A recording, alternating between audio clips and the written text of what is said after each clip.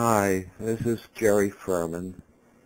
This album is about Abraham and Bessie Ferman, their children, Pauline, Sarah, Edith, Florence, and Sam, and their children.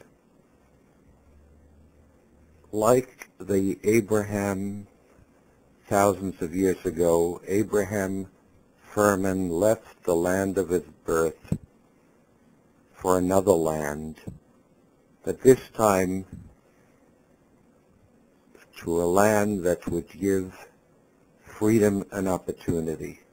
As it says in the Torah, B'charta b'chaim, he chose life, and in that way Abraham set the grounds for the movement of the family from Czarist Russia, from the Ukraine, from the city of Tomashpol to America in search of freedom and opportunity, which was impossible in Russia at the time.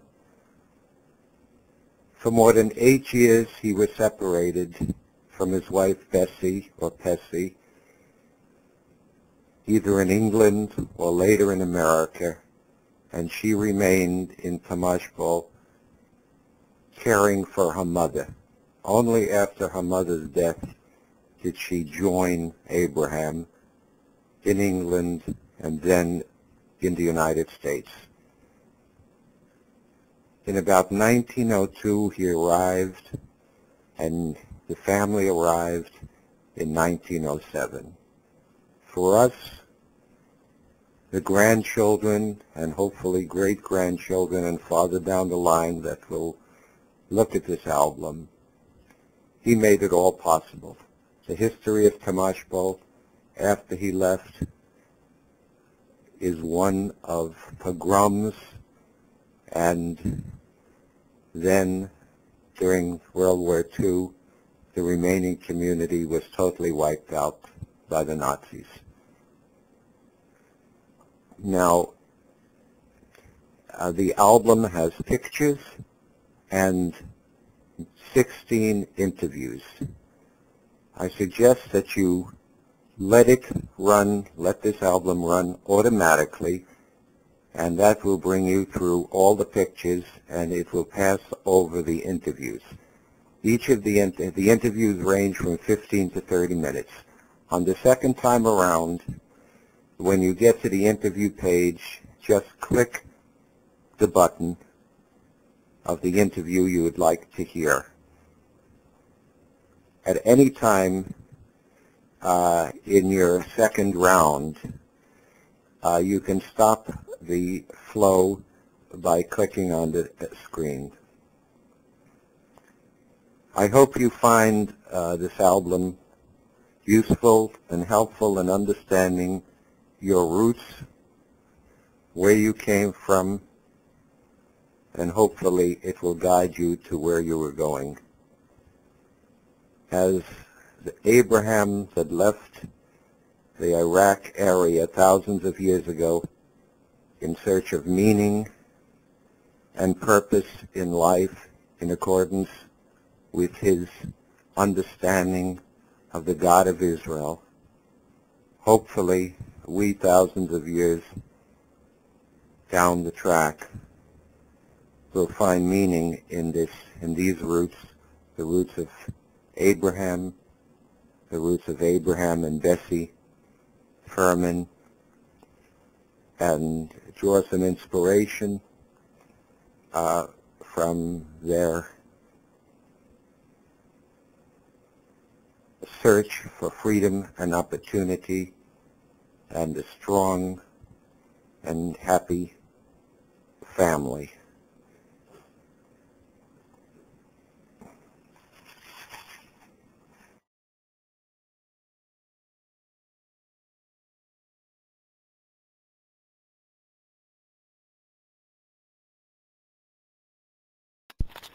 We're at the old Montefiore Cemetery in Queens, in which Abraham Ferman and Bessie Ferman are buried. They're buried in the plot of the Landsmannschaft, the fraternal society of the village apparently that they came from. It's the name is First. I don't know if First is part of the name, but the name is Tamashpoler, Tamashfpoler,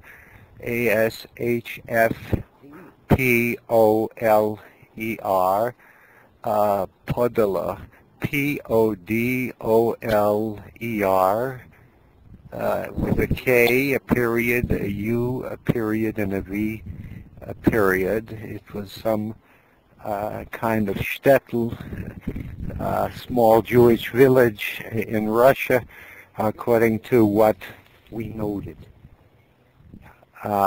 We're now at the stone of Abraham Ferman.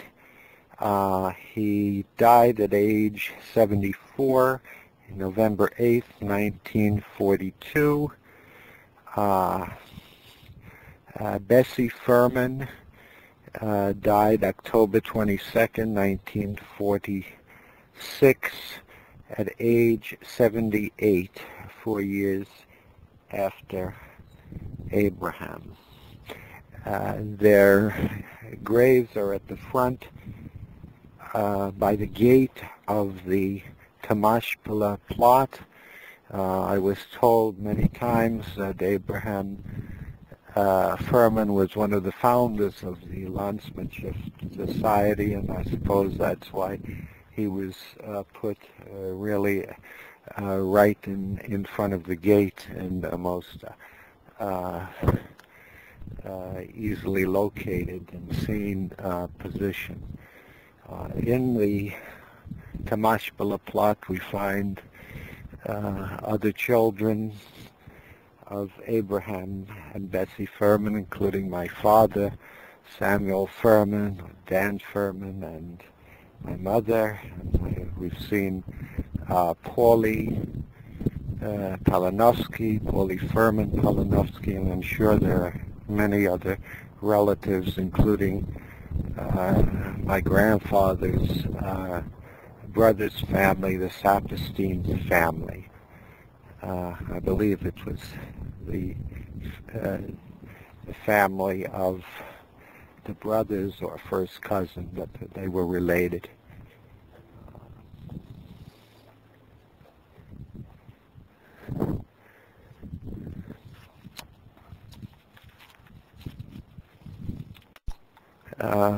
We're again speaking from the Old Montefiore Cemetery by the plot of the Tamashpoler Society.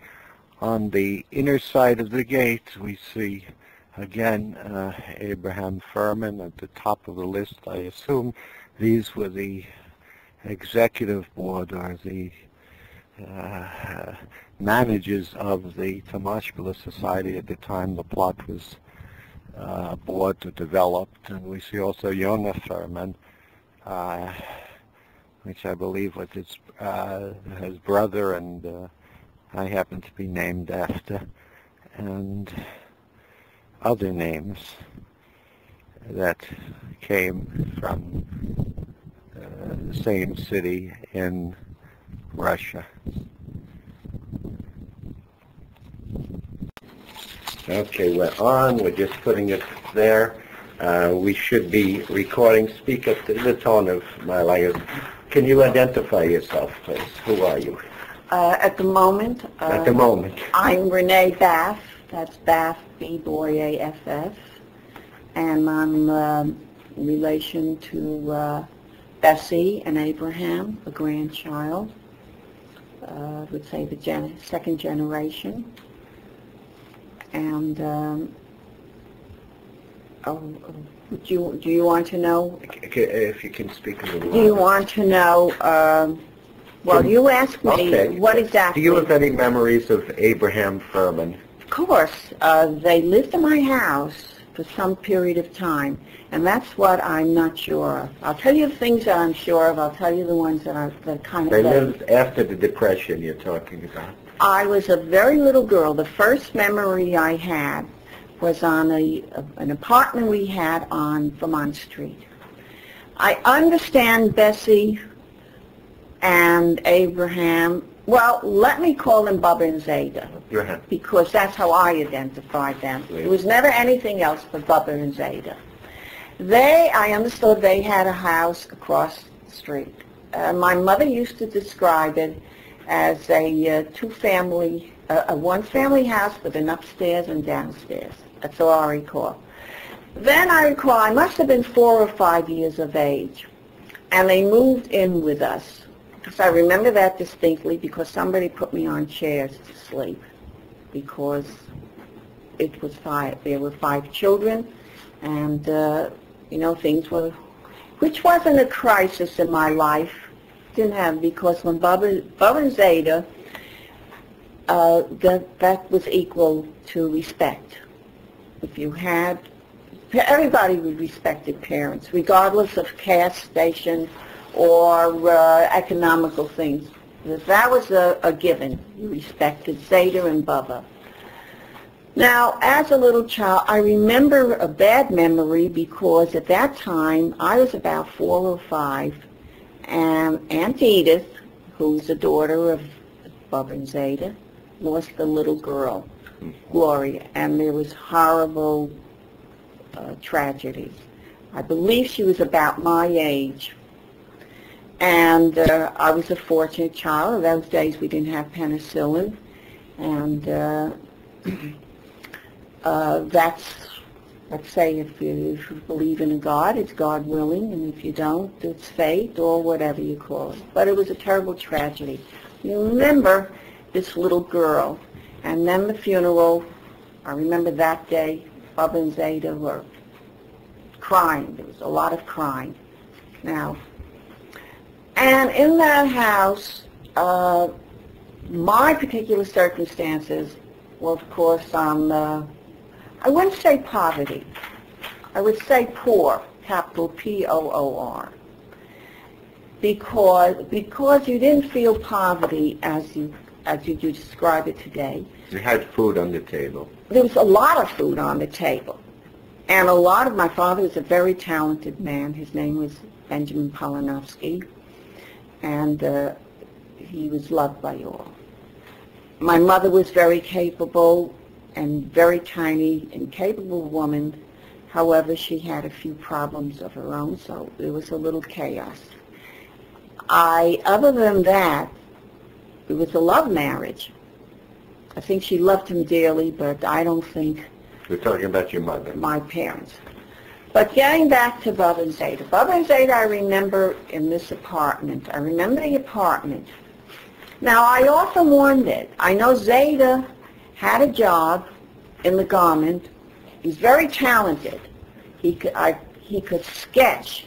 He could take apart anything in engineering. And he was very well read. An excellent conversationalist. His English was good. Very good. I was always impressed. Although he was off the first generation, arrived there. What did he read? You said he was well They read. always read the newspapers, the forwards. Well, that's my father. That's what I saw in the house. But there were always political discussions in the home, in Yiddish. The language was Yiddish. Although Zeta, I understand, see, I have to say I understand the things that I don't know. He spent time in England. And when he came, I remember he had a vernacular of kind of communist terms in those days, probably the Trotskys, and he would scold when the children, he was a disciplinarian. When the children were out of hand, he would call them despots, hooligans, and things as I got older I would read in the papers, strictly out of Breshnikov or Stalin. And I understand I would imagine he got that from his Russian background. When they taught politics, do you have any inclination of what they were? Was it American politics or what was happening in Europe? Or I had to go in the 30s because of my age. Roosevelt was the icon. He was a mantelpiece that day. And they talked about him? Yeah. Yeah. They knew politics. As a matter of fact, even though they were immigrants, there was a lot of English interest, a lot of American interest. My father used to hang out a flag, May Day, and they were patriotic. They knew this was the country, and they never spoke about the old country. So what we as children, I can't imagine why I never asked about. Did Zeta ever speak about the Jewish end? Was that important? I don't remember, but I know he was, I always had the impression that he was well aware of the political situation in Russia, in Europe. Was the Jewish thing important in his life? Or? Here's something. Did you know that Zeta had a most beautiful voice, cantorial voice, and he loved music? Because on the high holidays, he never celebrated. I don't think he fasted. I'm not sure. I know my father didn't. But he conducted the Seder's. Seder's were held in my house. I think most of the time. My mother was a good cook. And, you know, like everybody. But they were held from beginning to end. No budget. And I was always impressed with there was discipline at the table, not harsh. Nobody was afraid of Zeta or Bubba. It's one thing, we weren't children, but I remember he conducted a beautiful Seder. It's so professional and so impressive. And on the high holidays, he went to a synagogue on Stone Avenue, which is in East New York, to hear Moshe Isha, I think was there, or Label of Alderman. They were into the Jewish programs, at least my mother was. That was always on the radio, WEVD, and my mother would sing along. They knew the Jewish songs and even Yiddish, the Yiddish stage, the Yiddish stage, and all the Yiddish stars from the Lower East Side, and the English songs. My parents knew all Irving Berlin's songs, although they were immigrants. Yeah. It's not like the 90s. They were Americans first. Right, but Irving Berlin was also, in theory, a part of them, too, you know. I don't know if they recognized him as a Jewish songwriter. He was American to them. They were American. Do you have any personal, intimate memories from Zeta or from Bubba? Well, something that's I think personal. Personal? Some relationship, some... When I was about 13, I think I was 12 or 13, I don't know what happened in the family. Bubba had already had a stroke. She was paralyzed on the right side, but very determined. And she never regained it. Well, the farm was the summer place. They had, I remember the room they had, and furnished beautifully. And then, and they kept that for themselves. And he took very good care of her. He never lost his patience with her. But I was the nursemaid, the caregiver. They sent me up. So I took Bubba up. We had to take a train. I don't know how we got to the railroad, the Erie Railroad. And Bubba put everything, I think it was a bus, in a sack, and these two big candlesticks. And I was maybe 12 or 13 and weighed about 90 pounds and 5 foot. That's all. I was a latent child. And I schlepped her up and then on the train, and we got to the farm. I don't remember how we got to the farm from Mountaindale to the farm, because it's only about 2-3 miles up. But we arrived, and I stayed all summer. She taught me how to cook. She was an excellent cook, and she insisted on doing it with the left hand. And I took care of all her needs. And I didn't object. Of course, it was a rooming house, and I was very fortunate. I was always able to make a lot of friends with young people, old people. And what we did in the country, we entertained ourselves mostly. So we would play cards. I knew how to play pinochle, gin, and all the things that kids, and then we know how to sew and do everything on the farm. We were very lucky. That was a very lucky part of my life, going to the farm. But I never had attention from anyone in the family. Bubba and Zeta paid attention to the males of the family, and Toby and my older sister Sylvie. But you have to remember, where I'm concerned, I was the unwanted child. There were many conversations. I remember Aunt Edith once said, "This is personal." If you're asking for personal in quotes,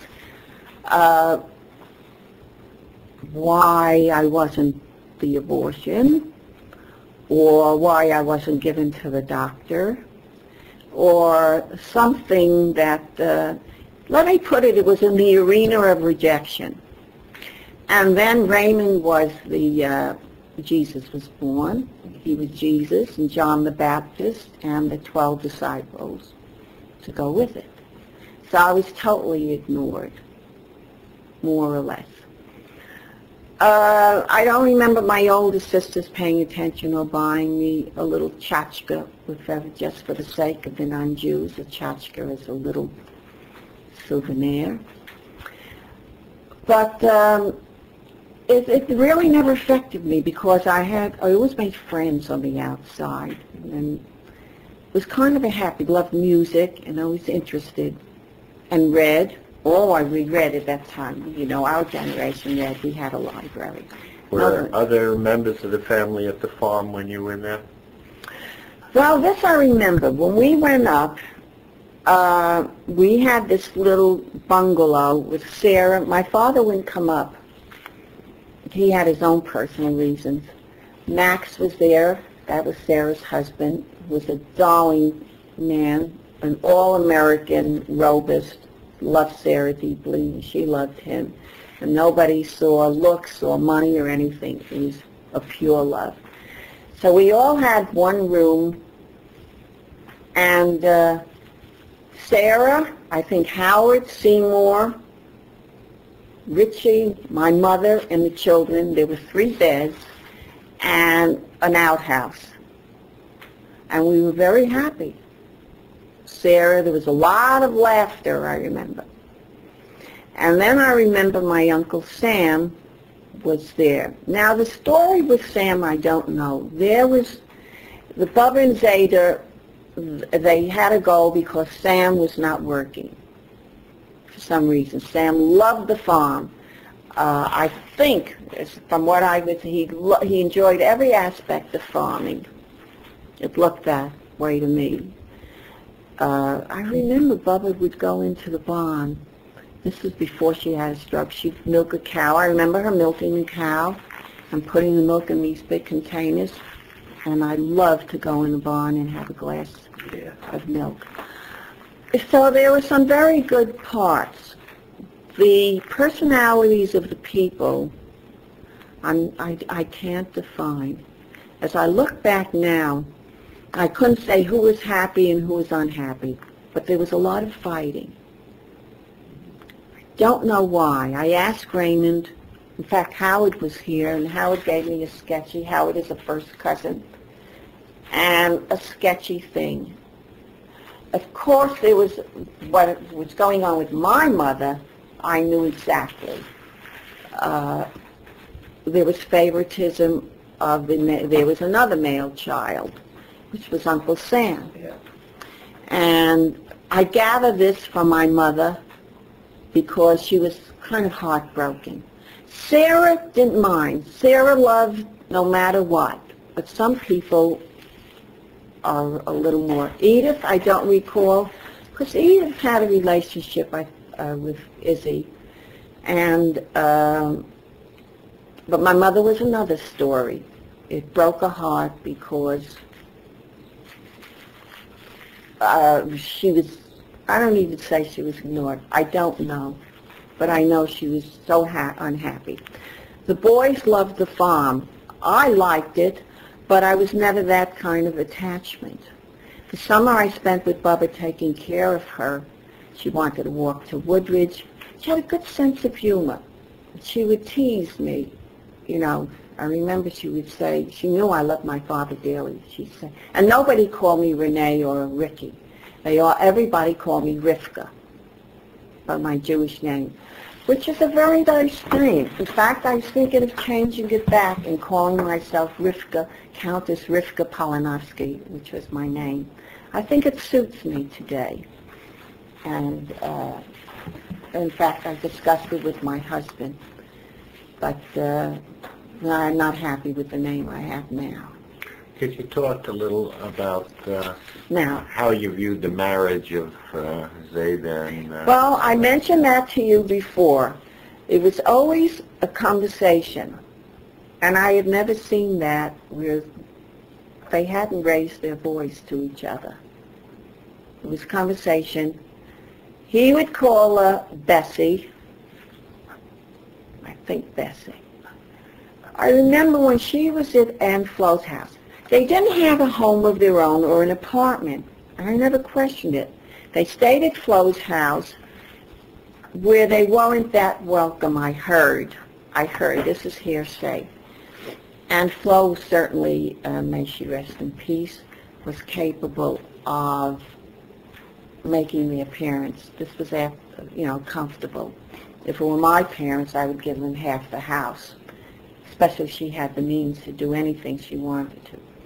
But my nephew came recently to visit. This was my sister Shirley's son, Stephen, and we met. He wanted to touch base with me. So we touched base. And we were talking about that generation, and he knew nothing about the grandparents, and he wasn't that interested. So I was telling him about the grandparents, and I had made a list who was nice and who wasn't nice. And he said, well, you didn't like anybody. I said, I didn't say that. I liked a lot of people. I wish they would have shown more affection towards me. Could have used a little bit as a child. But it wasn't there. My parents did. When my mother was fine, when I say fine, and that's in quotation marks, she was very affectionate, very talented. But she had her own deep emotional problems. And today, I could hardly talk about it without tears. And that's one of the reasons I did not want to do. Not that I have anything against anybody, but there are too many emotional scars. And these things happen. I mean, this is part of the life. Enjoy what there is to enjoy and suffer what there is to suffer, which is an old Buddhist thing. So, and that's in every religion. You're not going to go through life without anything. But getting back to Bubba and Zeta, they always teased each other, and I think they had their own private jokes and their own commentaries. And, in the native intelligence, they were very shrewd. Bubba never spoke English. When I was on the farm with her, I was her caregiver. I don't know why nobody came up that summer. So you'll have to ask the other, because everybody always gathered at the farm. Sarah, Edith, Bella, Sam. I was the only caregiver. And I gladly did it. I took the live chicken, and Bubba said, go down to the shaykhit, which is the slaughter of the chickens, for all those who don't know, all the Christian listeners, and carried the chicken and brought it back, and Bubba made and I plucked it, and she showed me how to pluck it and clean it. She made the most delicious meal. There was a 2-gas burner and a wood stove in this outdoor kitchen, and next to it was a peach tree. She made the most delicious meals with one hand, with my assistance. And opposite us, we had Gentile neighbors, for the sake of other people, Goyim. But they were very friendly, and they liked the Fermans. And I remember them, 3 kindly sisters, They were called the McIntyres. And Bubba used to like to go and visit. So she'd lean on my arm, and I'd walk her across the clay red road past the white fence. And I loved it. You know, the farm was situated, the house, Zeta made this two-story house with toilets, and it was, one year was a boarding house. He loved beauty, I think. He did, culture. I'm pretty sure of that. So we walked. He built that house, the boarding house? I don't know. You have to ask Raymond. There was cottages. Raymond knows the details. I don't know if he bought it from somebody, but he used it as a summer. It was income. And I'm still vague on what he did all winter. Or where they didn't have apartments or a home. So they would live. But they were happy wherever they were. Yeah.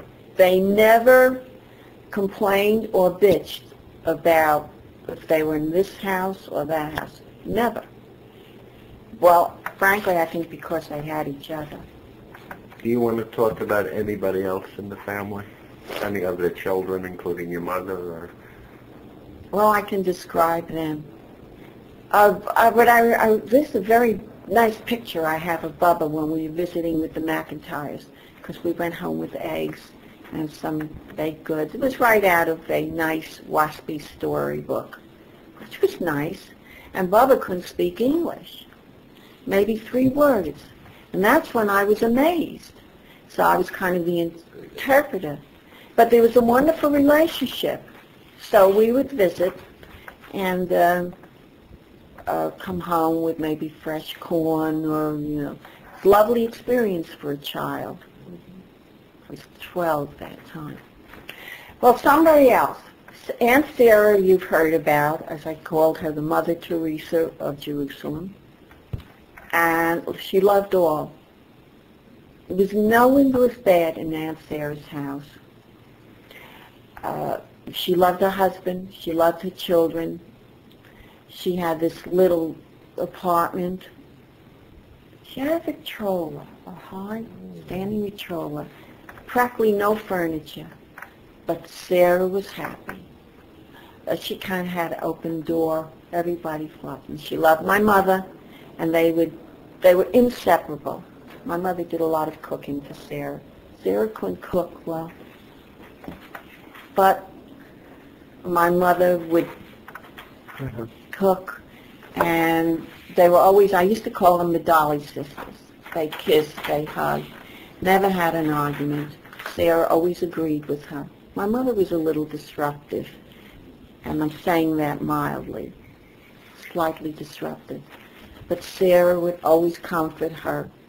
And I loved to go to Aunt Sarah. I didn't know she had an appendix out in the year maybe early 1900s. She was seriously ill, because one day she showed me her appendix gone. But she was happy. The appendix operation was fine, and that was serious. And Max, her husband, was more unemployed than employed, but she loved him. She couldn't care if he wore a feather in his hat and went to the moon. She loved him. She didn't criticize her children. My cousin Richie had problems at school. Seaman was a little angry all the time. But we were cousins, and we had a lot of things to do. Edith, I don't know. She set herself off. She loved her sisters. But Edith was a little separate. She had her own house and was really happy with her family. I think she had her own problems, but she wasn't as close proximity as Sarah. Aunt Flo had money. In those days, lots of money. She removed herself, and with her miserable attitude towards her poor sisters, she looked down upon them.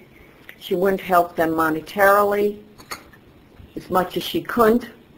She claimed she was controlled by a dominating, authoritarian husband, which I, as a married old woman today, would say it's full of crap. you can quote that, I can't forgive any woman for not helping any member of her family or anybody in need, even if it's a stranger. If you could help them, especially a sister who has multiple problems. And, you know, some men are not the success. You can't crucify them. You be married for better or for worse. I stayed in Aunt Flo's house for Christmas, I think for want of a daughter. So I stayed there for a week over the holidays. Treatment was very nice. I didn't feel patronized. And the cousins were very nice. We played, it was just at Pearl Harbor. We played music, we had lovely, it was a lot of fun. And I was in a rich home. In comparison, because there was servants, there was lavish furniture, whatever. And so it's quite a change for me. The boys were very nice. They grew up, I really don't care to see them, because they grew up with an attitude, selfish characteristics. They think money went to their head. I can't respect anybody for that. So I really don't want to know those first cousins. So it's so much said for them. And then there's Uncle Sam. I always found him kindly. Other members of the family towards me. In fact, he used to call me baby. And I liked that because he showed some affection. And his wife Bella, I liked Bella very much. I remember her wedding, a beautiful gown, and exactly how she looked. In fact, I may have a picture of them. So I remember them kindly.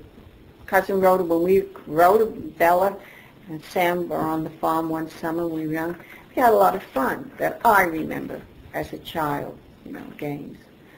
That's all I can say. And then there was cousins in Woodridge. I liked them very much. They had a rooming house. They were called the Sapersteins. They had a different tone in their family. I got the feeling that they were close-knit. I don't even know how they were related. I think they were on Zeta's side. But you'll have to check that out. I'm not sure.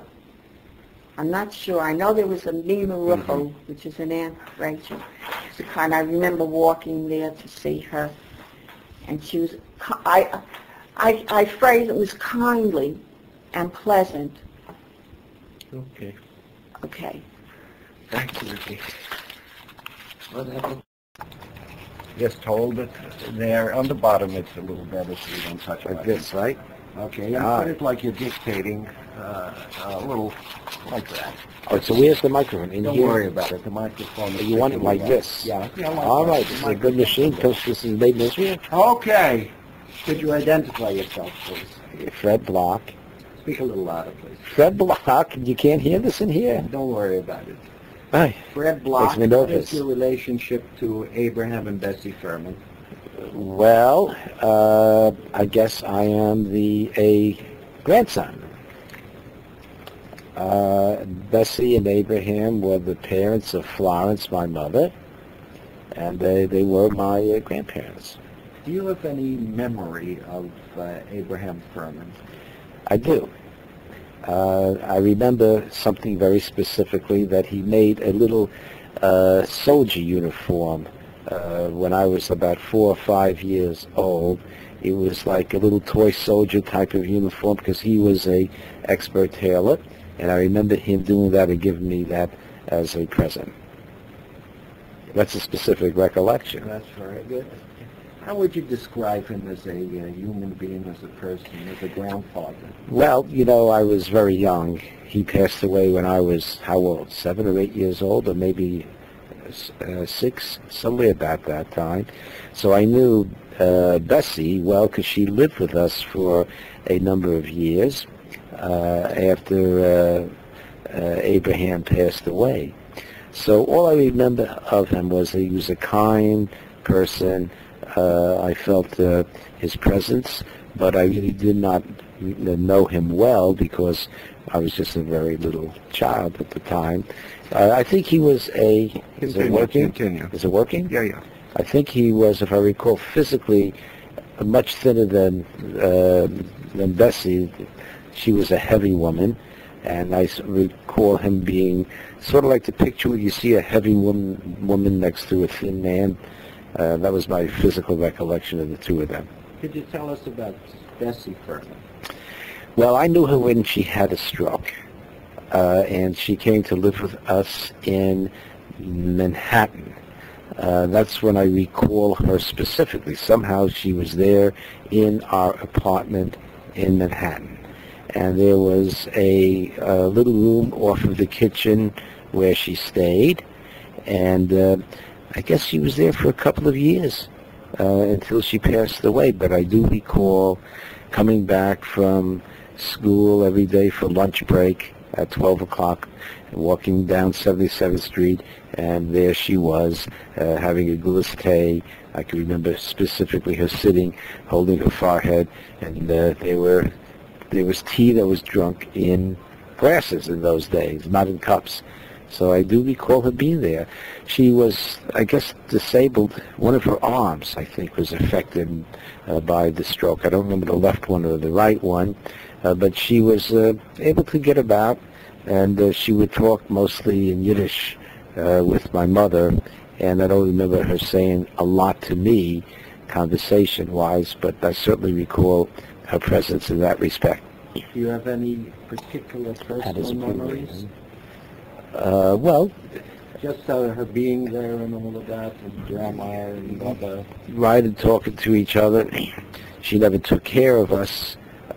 She was a presence, but I don't recall any profound communication between the two of us, except that she was, comforting to have in the house. It was part of your family, and my mother was taking care of her.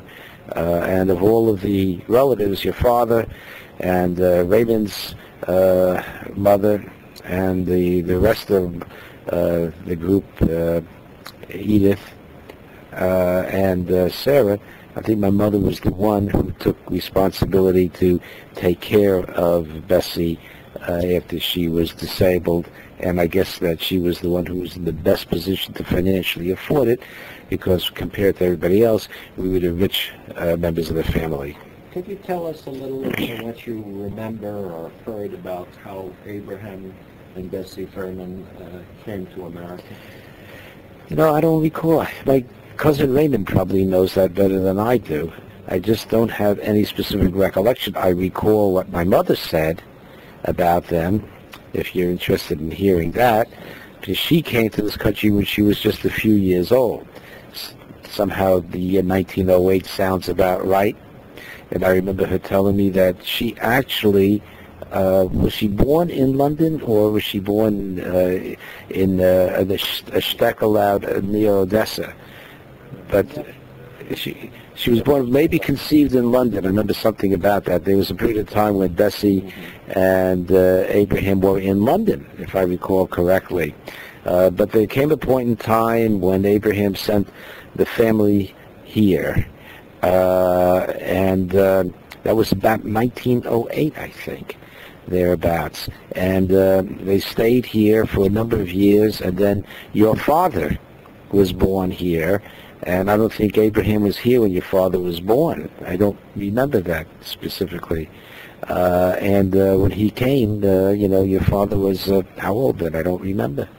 So the details I don't know, except that the family was sent over here. Abraham came later, and they lived down in the Lower East Side like lots of other people in those days.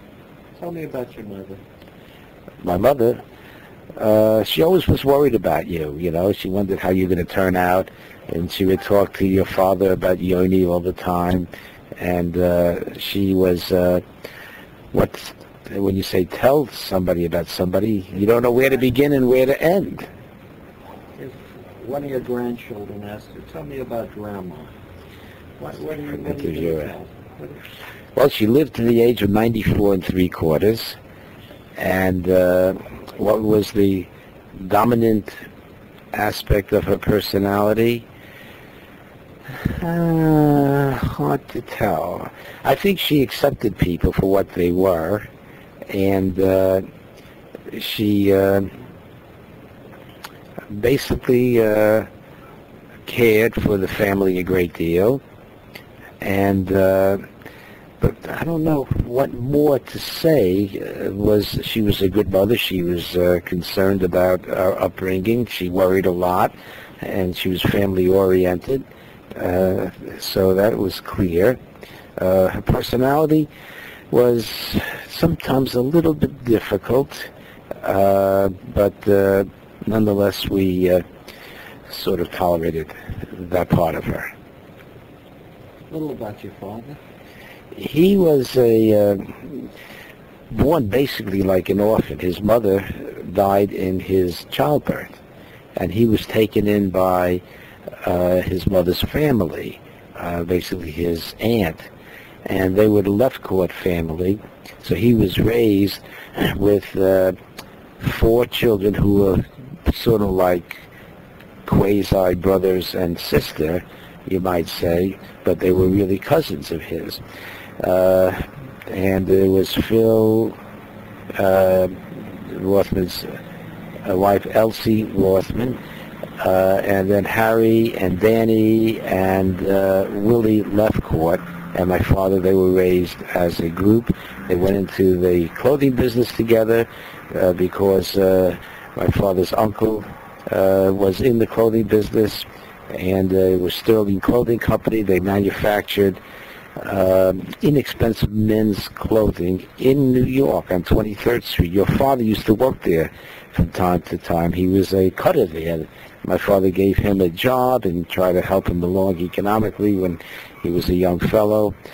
And so my father grew up in that environment where he was, you know, surrounded by his cousins, and but he had an orphan's perspective. I mean, I always felt a little bit insecure because of that, and what could be more tragic than to have your mother die in your childbirth? There came a point in time when his father, who was not a wealthy person and who was really not in a position to care for him under those tragic circumstances, did establish himself. He bought a candy store eventually in Montclair, New Jersey, and he then remarried, and then he tried to have my father come with him, and apparently at that point in time he wasn't able to fight off the family's desires to keep my father where he had been for a number of years, so he never really reunited physically with his father. How was the marriage? I thought it was a pretty much typical marriage. My father sometimes would be a little frustrated with some of my mother's habits or personalities, and he would flare up emotionally at her. But basically, you know, it was a functional relationship where my mother was responsible for raising the children. My father had to do a lot of traveling in business, so there were many months when he wasn't even home. And they were very family-oriented. They wanted to do the best for the children. But as far as today, how that relationship would have worked, I don't know whether that marriage would have survived by current and modern standards, but given the circumstances in those days, it was okay. But there was tension. My mother was a little bit on the controlling side and somewhat manipulative in terms of never being forthright with people. She would be protective, and maybe that comes from the history of having to come here with the pogroms and all of that type of history. So she never would give you a straight answer. She would always say and do what she felt was the best way to avoid conflict or avoid clashing. So you never got a straight story from her. That was the source of frustration with her. Otherwise, she was caring and concerned, and she wanted to do the right thing, but sometimes by wanting to do the right thing, you do the wrong thing. And that need of hers to hide from being direct and open and speak what you really believed, I think interfered with the children's upbringing to some extent and interfered with the relationship that she had with my father. Do you want to say anything more about your family or any of these subjects? Well, I mean, we can talk on and on and on. I mean, there were three brothers that myself and my brother Sheldon, who died in 1969, and my brother Leonard, who you're going to be talking to. And Leonard's the oldest, and I was the youngest. There's 9 years between us, and Sheldon was right in the middle. And we were born in Brooklyn, and we came to Manhattan. My father moved the family here when I was 9 years old. And in Brooklyn and even in Manhattan, we had a lot of contact with your family. In Brooklyn, I was very close with Rhoda, your sister. We used to see each other a lot, and even after that, until I guess I was about 16 or 17 or 18 when I went to college. Then we really sustained the relationship with Jerry Schiffer. I was close. These were my close cousins age-wise. And Bobby Javelin was a little bit behind us, but he was in the same general age bracket. You were just a young squirt, so we didn't hang out with you too much at that time. And then, of course, we had Raymond and his group, and those who were age-wise close to my brother's age, who was 9 years older. We saw a lot of them. Seymour, who passed away, as you know, recently, and Richie, and Ramey, and Sylvia and that gang. So that's basically where the family broke down in terms of communicating with each other. Do you have any recollections of the farm? I have some recollection of the farm. I remember being there. I remember there was concern and some apprehension that we had, we were very young, about bats flying around on the farm. And it seemed to be a concerted effort to protect the children from being invaded by the bats up there. So, and I have a general sense of it. It's up in Ellenville, I guess. We're nearby, wasn't it, if I recall? So I remember being there, but I don't remember anything specifically that I did there, other than being worried about the bats. Okay. Thank you very much. I don't know. No, okay, we're talking to Leonard Block, but I'll ask him to identify yourself. Now, what's today's date? Today is the 19th of May, 2002. The years are important in this one. Okay, could you identify yourself again and your relationship with Bessie and Abraham Ferman? Grandson, through my mother, who was their daughter of Bessie and Abraham. Early recollections? Yeah. Could you start off maybe with Abraham Ferman? What do you recall about Abraham Ferman? How did he get to America? What type of stories did you hear? Or Okay, the stories that I heard, and this was from my mother, is that Abraham left Russia, left the Pale Settlement, and got to London. And when he was in London, he lived in the East End of London, where a lot of Jews did settle at that time, and sent for his wife, Bessie, and at that time, Sarah, Edith, and Paulie, and twin males. En route to London, the boys died in Amsterdam, as I recall. So she arrived without 2 of her 5 children. At the same time, his only and beloved sister died in London in childbirth. I believe it was childbirth. who's Abraham's sister. And he, between the death of the 2 children en route and the loss of this beloved sister, he decided he would continue his emigration and go on to the States. This is the story. Bessie And my mother, I understand, was conceived in London. Bessie would not go with him. Said her mother was still alive and went back to Russia with the 3 children, and my mother was born there. Her mother died about 3 or 4 years later, and that's when she emigrated to the States. My mother, Florence, was 4 years old when she first saw her father. And the story, whether it's true or not, is that at Ellis Island, where they met, she was asked, "Is this your father?" Abraham came, and either he had a beard at that time or he divested himself of the beard, and she said, "No, my father had a beard," and postponed his leaving Ellis Island for a few days till they could validate that this was really his family. And that's the story that was told to me of the migration of the 2 of them and their children here. Do you know anything more about Abraham Ferman's sister or his family?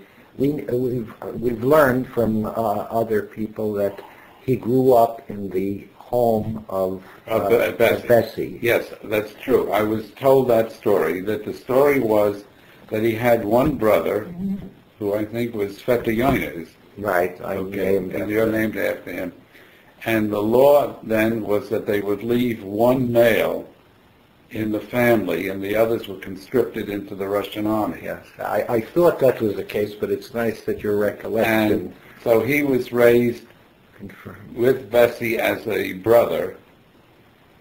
And interestingly enough, when I read the Birmingham book about the early Jewish immigrants, a lot of them abandoned their families, and there was obviously a great love affair, and he was alone here for 4 years, making his way. And the other thing I know is my mother was born in 1903, so that Bessie came here, she was 4, which would be in 1907. I don't know how that correlates with dates that you've accumulated. And my mother recalls she had a very close relationship with her mother, obviously as the infant, and the first day they were back, she said it was I was thrown out of bed. I slept with my mother, and they threw me out, and this strange man came. Interesting. Yeah. Date-wise, then, if they arrived 1907, my father, my memory says he told me that the farm was bought in 1921. Is that... I don't know when the farm was born, but I do know my mother said that what year was your father born? Oh. He was born in America, so it was after 1907, I don't know. Yeah, that's what my mother said, that when your father was born... Probably 4 years later. She was completely displaced. Finally, there was this male, and she became... The 2 of them were very close because she really was like a second mother. She was responsible for the one under her. Well, those were the stories of the early years. Do you know what the name of our grandfather really was, his family name? No. No, I tried. No, I don't know that. Do you know that? I was told by somebody, my memory is less secure than yours, that the name was either Rosencrantz or something along that nature. I've never heard that. Somebody, some story from Russia about,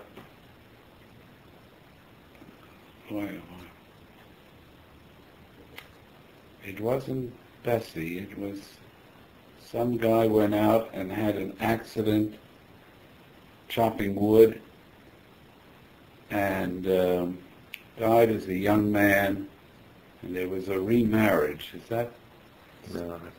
Maybe I can reconstruct that story my mother told me. It may have been,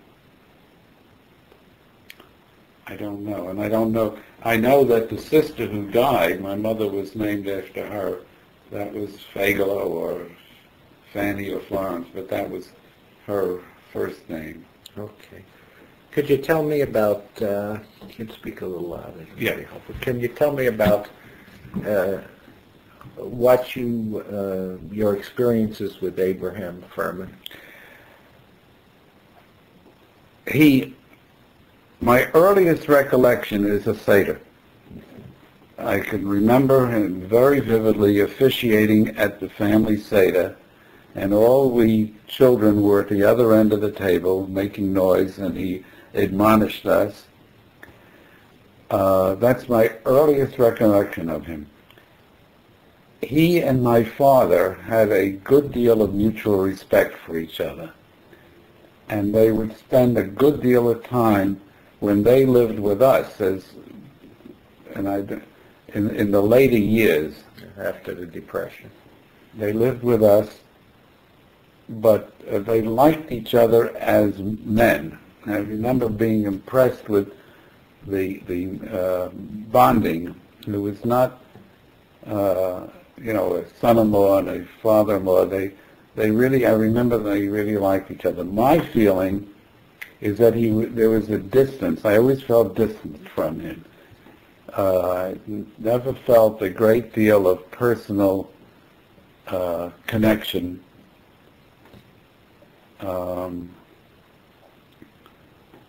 I remember being very impressed when we lived on 79th Street. It was after Bessie had her stroke. And she would wait for him to come home from work, and I don't know what he was working at. And I remember her serving him with one hand. I was very impressed. They spoke Yiddish to each other. My Yiddish was very fractured, and I really could not converse comfortably in Yiddish. But Bessie, I understood when she said, "Lionel, I'd like a glass of latte," and I would get her for. But because of the language barrier, I never really had conversations of any depth. With Abraham and Bessie. Yeah. He was distant. She was there, and she needed caregiving, and I was more involved with that as a young boy. You don't remember the period before the Depression? No, I was born in 1925. Oh, okay. Okay, I mean, so I was really quite young. I remember when he was terminally ill, and he was at the hospital for joint disease when Abraham was dying. I remember that period and the impact on the family, on my mother particularly, and Sarah and Edith and your father. That was now I was older at the time, but I was not home. I was away at college or in the Army during those years. How would you characterize the relationship between Bessie and Abraham Ferman? As a devoted one, really. When I would see them together and when they lived in our home, there was that devotion that was quite apparent. He was pretty much a macho guy, and she was very attentive to him, but there was my recollection is there was a very strong bonding that impressed me, even as a young person. He was a religious man. I remember my mother saying that he had told her before he died that to be sure he'd be buried in his tallis. And but he was not a proselytizing religious person. He was there by example more than by anything else. So those are my memories of them. Okay. Do you have any memories of the farm, and the family through the farm, or at the farm? I have memories of that. By the time the farm became a part of the family, my father had achieved a certain degree of financial success in business. We never stayed at the farm. We would stay at resorts peripheral to the farm, which bugged me because we would visit, and my cousins would be sure to tell me all the adventures, and I was sort of odd man out, and it annoyed me that we could not stay because it looked like a great place to stay. And as we got older, I mean, these guys, I think, started their sexual activities when they were 3 or something. They had stories coming out of their ears, but it was. And there were ball games I remember playing at the farm, and always the great warmth of my aunts, who would be sure to drag me into the common eating area, and they must have thought I was malnourished in some way, but there was always that sense of warmth from that generation. I remember visiting Paulie, and there was that kind of traditional thing that was very nurturing as a young person. A sense of family is what it really was. And the older cousins like Shirley and Gertie. Now Gertie was very close to my mother, used to babysit for us, stayed with my mother. My father traveled 6 months out of the year at that time. So they were really an integral part of our home. And those are some of my, I'm trying to free associate as we talk. I have a strong mental image of both of them right now.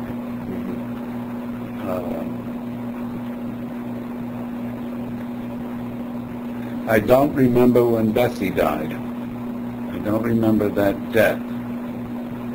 I may have been away. At the time. When did she die? After the war, to my knowledge. Let me just pause here. I can find the pause. And we're continuing now. Okay.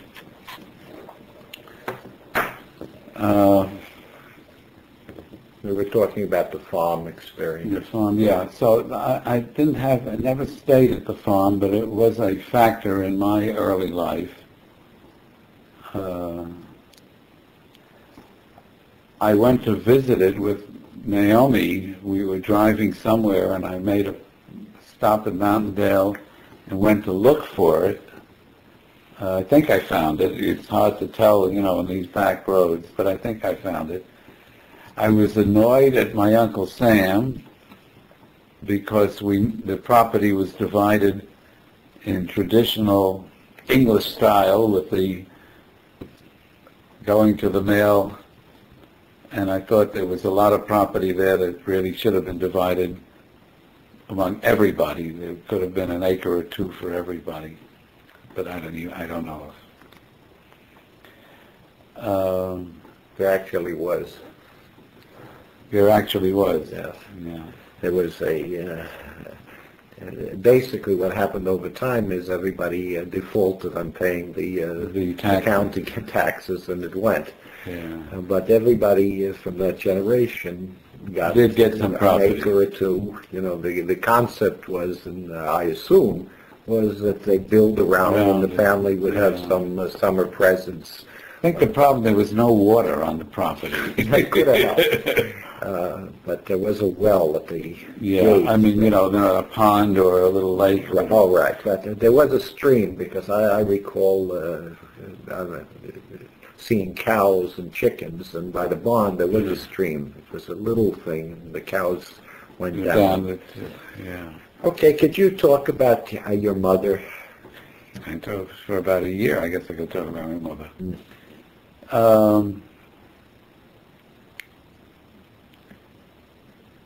My mother was the youngest daughter, and she perceived herself, and whether as being different from her sisters. She was the first one to be educated in this country, and was graduated from high school in 1921, as I've been able to validate, and was involved with the arts. Abraham bought her a knobby piano. I remember that, which was a big deal, that he had achieved enough money to buy a piano. And she liked music, and she played all her life. She met my father. She became a secretary in his firm soon out of high school, and it was a slow romance. And there was a delineation of the family responsibility. My father saw his role to be the provider, the economic provider. Very clear. He was a talented man in what he did. He worked very hard at it.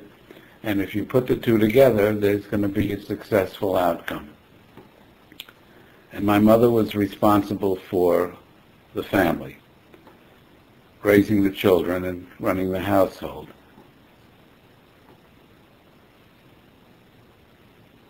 She, because of the nature of his work, she was alone a great deal as she raised her family. In fact, I think it was when my brother Fred was born, my father was in New Orleans, and it was a very difficult delivery, and they thought he just didn't have the courage to come because it could have been tragic, but work became first for him.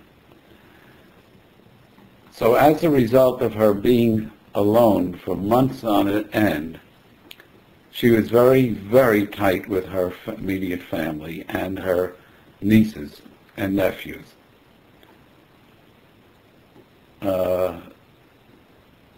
And spent a great deal of time with them, and they with her. They were very supportive, and that was a memory of her early years in terms of family. Because of the fact that she was a second kind of mother to my Uncle Sam, there was a bonding there that was unique in terms of the relationship to her other siblings. But there was a closeness that was sustained itself all through her life with all of them. She presented herself as an intellectual, but she really wasn't. She really never grew past a certain point. She took courses, she went to the opera, she enjoyed it, but it wasn't that it was superficial, but it never really became deep.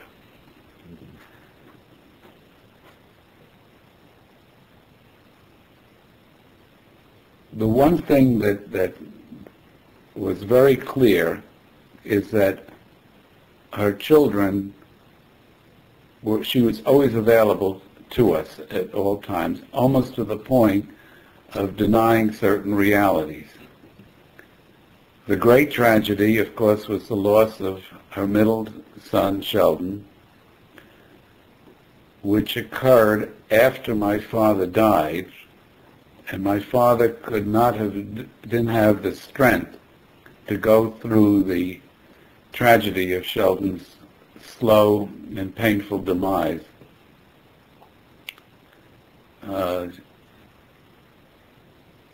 Sheldon was probably the brightest of all of us, to the point that he got involved with Timothy Leary and that group up in Boston, and started on the trips and all that, and that ultimately, I think, destroyed part of his capacity.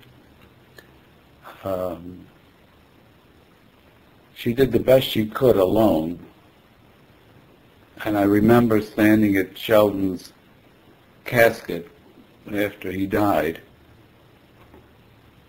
and my mother said that, if your father were still alive, this would have killed him.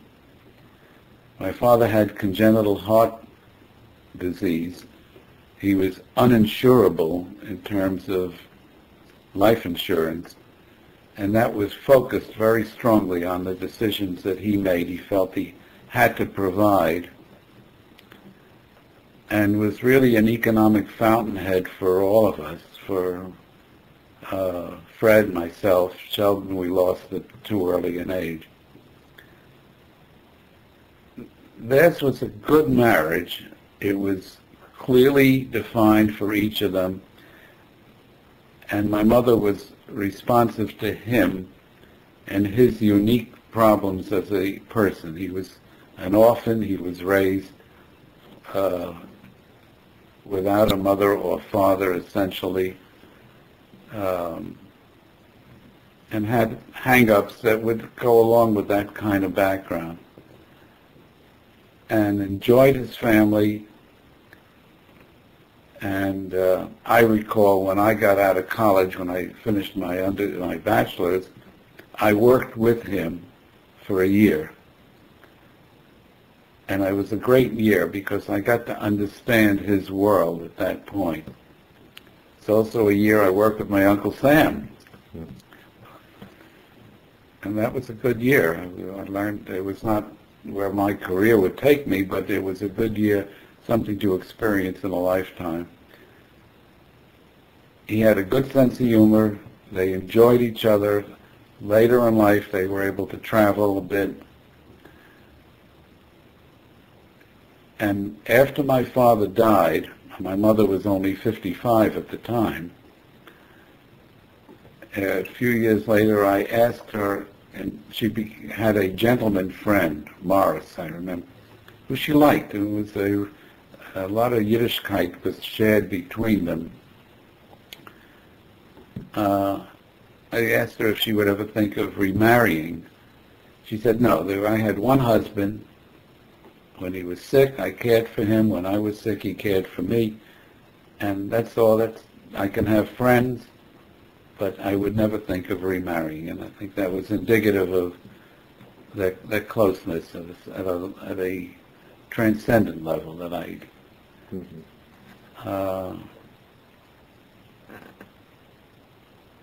They were both very supportive of all of us. That's the best way I can put it. They respected us as we grew. We were given our head. I left the house essentially at 16. I went off to college at an early age. But the choices and all of those were basically mine. They were respected, and that was a very healthy thing to grow up feeling that you were, not that I didn't make mistakes, but at least they were respected. I miss my mother. She died just a few years ago. But the time between 55, the last almost 40 years of her life, she grabbed onto life as a role model. She took over the telephone answering service business that my father went into after he retired, and it gave a structure to her life. It also provided money so she could sustain Sheldon in his problems. Helped launch Fred's career when he got out of law school. Fred had 2 years of law school when my father died. I was already married and was building my own practice. Okay. Do you want to say something about anybody else in the family? And I think we've covered Bessie and Abraham and your mother and your father. Yeah. From my aunts, Sarah, Paulie, I remember as a very young child. I remember that household had a lot of warmth in it, and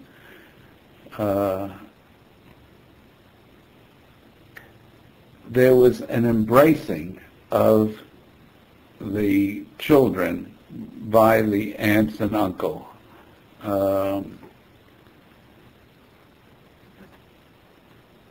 And that always felt good. It's the only way I can explain it. We would visit, and you knew you were part of something, of a greater extended family. It's the best way.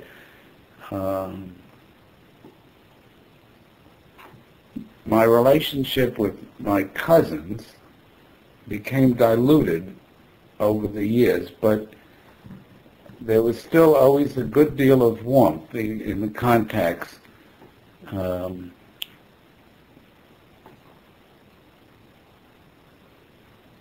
I sometimes regret that I wasn't actively pursuing the relationships myself, but things take you into very diverse life patterns. Even with Howard, where we shared a common profession, we were not as close as we might have been, having that bond as well as the family bond.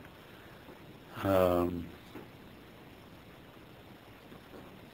I enjoy seeing Jerry Ferman even after all these years. I don't remember the last time I saw him. Oh, a long, long time ago. Does that give you a sense? Yeah, I think so. I think so. Factual things you probably have more. No, the factual things are interesting, but the essence is really the essence. If one wants to say who were my grandparents, what remains out of it all? You see, my mother, as an example, when we always spoke about. When she spoke about her parents, and this was when I was a little older, 14, I already was in Beitar and design. She always said something. They used to lock the Frigidaire on Yom Kippur, and there was never a person denied when they came to the door for money. You know, the Jewish tradition. Her mother never refused to give. And she and her sisters felt they were denied because of that. And when they died, there was a lot of people that had taken money that apparently didn't pay back. But they never had paper or anything like that. It was, you need to take. And that was, she kept on repeating that at different occasions. So to me, that was a sense of what it was. With all of the shedding, the essence of the person. It's interesting you mentioned that, during the Depression, after the Depression, the family was in economic straits. And my father's business, even during the Depression, because he was a smart businessman, was able to grow. And I know, at least that he helped out. How much of that came from him, and how much of it came from my mother, I don't know. I was too young. But there was, I think, a certain amount of guilt on my mother's part that she was comfortable when her siblings were struggling to put food on the table. And I think my father had difficulty because he had that family that had sort of adopted him, the left courts, and he never really was accepted as a total equal, except late in life when he was the spark plug in the business, and he commanded a great deal of respect. But on an emotional basis, he was still the orphan boy that was taken in. They were good people to him, and they were pretty as close to brothers as it might have been. But there were 4 brothers. He became senior to all but 3, and he was on a par with the eldest because he was a producer. But during the tough times, I do remember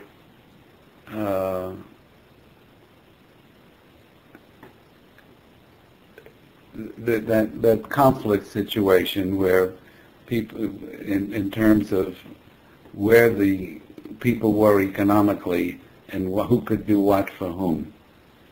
I was too young to really know what went on, but I'm sure, you know, that Max Margolis was in pretty tough straits at times, as was Benny. They lost their jobs. I mean, it was the height of the Depression. Izzy had a job. He had at least a civil servant job. And your father was young yet. He was not really caught up in that period.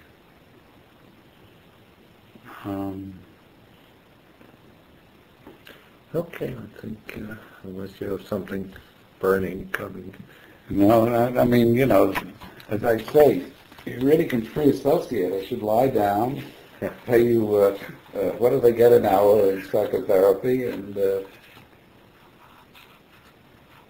I can't think of what I would want in terms of a family background more than I experienced. I certainly felt closer by a huge degree of magnitude to my Ferman roots than I ever did to the left court roots. There's just no comparison. There, I was still the alien, the orphan boy's son. They were good people. They were good people, but there was always a barrier. This was not really my family. Okay, thank you. Let's go up. Okay. When my grandparents... Who are you? That's number one. I'm Gertrude A Chosett. little louder. I'm Gertrude Chosett, the granddaughter of Abraham and Bessie Ferman. And the daughter of? I'm the daughter of Paulie Polonovsky and Benny Polonovsky. Paulie Ferman Polonovsky, Yeah. and to bring the connection. Go ahead. When my grandparents came to this country, my grandpa was very determined to be successful. He established himself first, then he brought his family. Where did he come from? In Russia. You know where in Russia? You mentioned Keith, they always, I don't know. They came, he already had a home for them, his own home. He already had purchased a farm. He was already becoming a good provider. The farm was before they arrived. Yes, always a good provider for his family. And he loved the children, grandchildren. Lived in the house for many years. Enjoyed being with them. Holidays, during summer months, on the farm, and we had good memories. The house was always plentiful of food, warm, it was always well furnished. The piano, they had a violin. Youngest daughter graduated high school, a very beautiful wedding. You're talking about? The Fermans. Yeah, which is the youngest daughter? Aunt Flo. Oh. Florence. She was the oldest. No, but she was the youngest. Yeah. The youngest of one of the daughters, right? The youngest. And they were, Grandma and Grandpa, a very happy marriage, as far as we children could see. You never heard them argue? Never shout, argued. protest? Grandma, they respected each other. Never said bad words to each other. Yeah. Always hard working. That's how I remember them. And now, What did grandfather have any brothers and sisters? he had one brother. Yeah. I know the sister-in-law. That was named after his brother. Jaina. Yeah. And he was very kind to his brother too, who wasn't as successful as he was. The brother was rather jealous that he had more than him, but he still kept the relationship. Did he bring over the brother to the U.S. or they came together? I didn't know. I don't know that. Mm-hmm. But I do know that the brother's children and my grandpa's children, the cousins, were very close. They were more like brother and sisters. I know they were always close. Brothers, unfortunately, his brother had a son that was sick. I don't know if you know Jack Ferman. Yes. You know, you heard of Sophie. I think she's still alive. Grandpa tried every which way to help that he gets good medical care. He was always considered the godfather in the family. And as I was growing up, and the summers that we spent on the farm, my mother's life wasn't an easy life or a good life. I loved my father very dearly. Unfortunately, he didn't feel the same way about her, affected her mentally, very jealous of didn't give her the attention that she craved. So she wasn't well. Five children who didn't cause her any problem growing up. My daughters, one son who she loved very dearly. However, unfortunately, she died young. Children all did very well in their marriage. Do you have any personal recollections about your grandfather? There are some special relationships, some story. Always involved in the society. I don't know. Something that he did for you or... For me, he did for us all the time. He made coats for us. He sewed for us. We saw that we had a warm winter coat for the winter, all the grandchildren. That was his trade. Was he an educated man? He was man. I don't know whether he had a lot of schooling, but he was, he had his house. Wanted to have more income. He converted the backyard to a laundry. So he wasn't asleep. He took chances. Property. And Edith was living there in Bronxville. I don't know. Otherwise, he wasn't a person that got a job and that was it for the life. He was very skilled. He wasn't just an ordinary, he was a designer. And we'd go with him, Tipton Avenue, I don't know, like Fordham Road, you know. Yeah. And just, if you tell him you like this coat, he would design it, and he'd buy the material, and you had that fun. So he was a designer professional. Made patterns, made it in good health. Just before... Did the Jewish thing concern him? Was he interested in anything Jewish? No, they all abided by Passover. They changed the dishes, I remember. But I don't think he went to davened every day or like tefillin or anything like that. I don't remember that. Was Yiddish spoken? Yeah, always Yiddish. They spoke Yiddish, not English? Yeah. Well, my grandfather was more... above my grandmother, more modern, because he came to this country about 8 years before she did. So there was an 8-year separation? Yeah. They didn't see each other for 8 years? No, he left her with the same thing with Frank also. His father came here and... So he started out in Russia, then I understand he went to Germany for a while?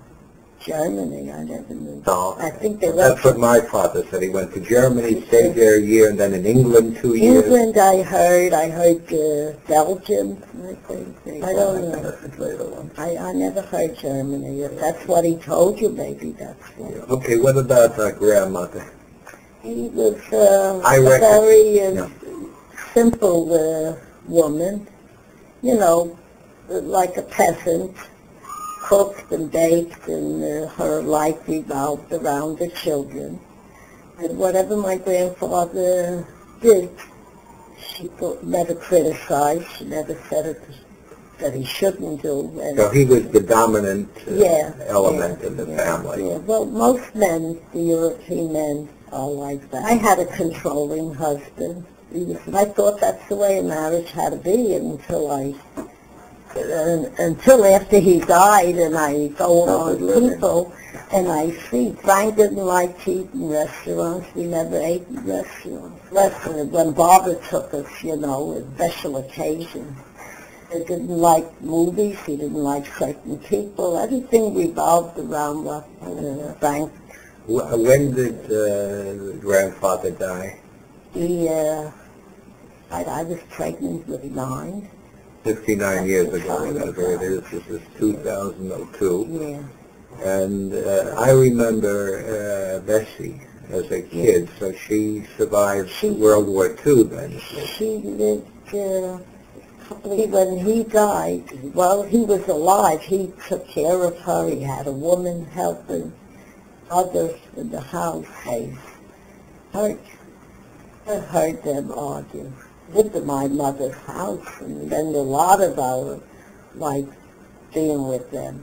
You want to say something more about your mother? My mother, had she had the tender, loving care, wouldn't have been the way it was. Because physically she was a healthy little woman, even though she was frail looking, you know, and thin. She had no problem having babies. She never had surgery. She wasn't a diabetic. Mentally, had she had proper care, lived on. Very much in love with my father. Really, type of man that she needed. They knew him from Europe. Parents. So they brought him to America. It was an arranged marriage. They brought him. Was it an arranged marriage between our grandparents? That I don't know. Don't know because there seemed a lot of love there. Did our grandmother have brothers and sisters? Yeah, Grandma had a brother and a sister, Joseph and Rachel. What was her maiden name? Rachel and... So we have other relatives from that line in America. Well, they're gone. I used to be they friends probably with them. left some children. But I used to be friends with one of them. The old people are gone. The brothers and sisters and the grandchildren I was friends with. So already 2 of them are gone. And where did the Sapersteins fit into this? that was Grandma's sister. Ah, so that's the... Yeah. Her Saperstein's children were the cousins, but we never had a relationship then. But Grandma's brother's children, there was a relationship. They were half-brother and sisters. They weren't like some mother or father. I don't know. Did our grandfather have anything to do with bringing them to the U.S.? No. No, not okay, unless you have something else to add. I said it all. Okay, thank you. Thank you much. Okay, we're recording now. If you'll hold it just around, just like that. And, you know, not too close. Okay. That's about all. Okay. I'll speak a little louder to get in, but Okay. it'll pick it Okay. up. First, who are you? I'm Francine Frontlighter. My father is Richard Margolis. I don't know, is he in? And a Richard grandson. Margolis was the He's the grandson of, I don't even remember. Abraham and Abraham. Bessie Ferman, and the son of Max Margolis, and Sarah Margolis. Okay. Did they ever tell you stories about Abraham or Bessie Ferman? No. No No. stories. Okay. What do you remember of your grandmother? Bubby Sarah? I remember everything. I mean, Tell us she, some you know, stories. she even came to my oldest son's bar mitzvah. She was still alive, so at least she had that pleasure that she came. Not to my younger son, but she was always in our lives because she always lived within a very close distance of us, and my mother and father were always with her. And she was always very lively, and even when she didn't want to stay in her apartment anymore and she went to, now it's assisted living, she was very happy there. She was very sociable. She was president of the Sunshine Club. I mean, she was always very busy. And she didn't have to cook anymore. She was happy about that. So she got her 3 meals a day, and she just got up like a lady. She didn't have to do anything. Tell me about something personal with you and her. As your grandmother, you know, when you have to speak to your children or grandchildren in the future, what will you say about her? Well, my oldest son remembers her, you know, fairly well. My younger son, not so much. But they are, you know, she was always very lively, and to them, she's a very old lady. And they didn't understand how someone so old could be alive and could be, you know, running around after them. They were, you know, especially my oldest son was very impressed by that. I mean, he was a big boy already. You know, he was 16 when she passed away. Me, it was just that she was a people person. She loved people. She loved parties. What did she do for you? What did she do for me? That's a good question. I mean, she's just always in my life. She was always included. It wasn't that I had to go visit her on Sunday because I saw her almost every day. So it's just she was a big part of my life. In what way was she a part of your life? That's what I'm really driving. Well, it's not that we ever had any deep, you know, talks or anything like that. But, you know, she was always there to, you know, give her little words of wisdom and you know, offer an opinion.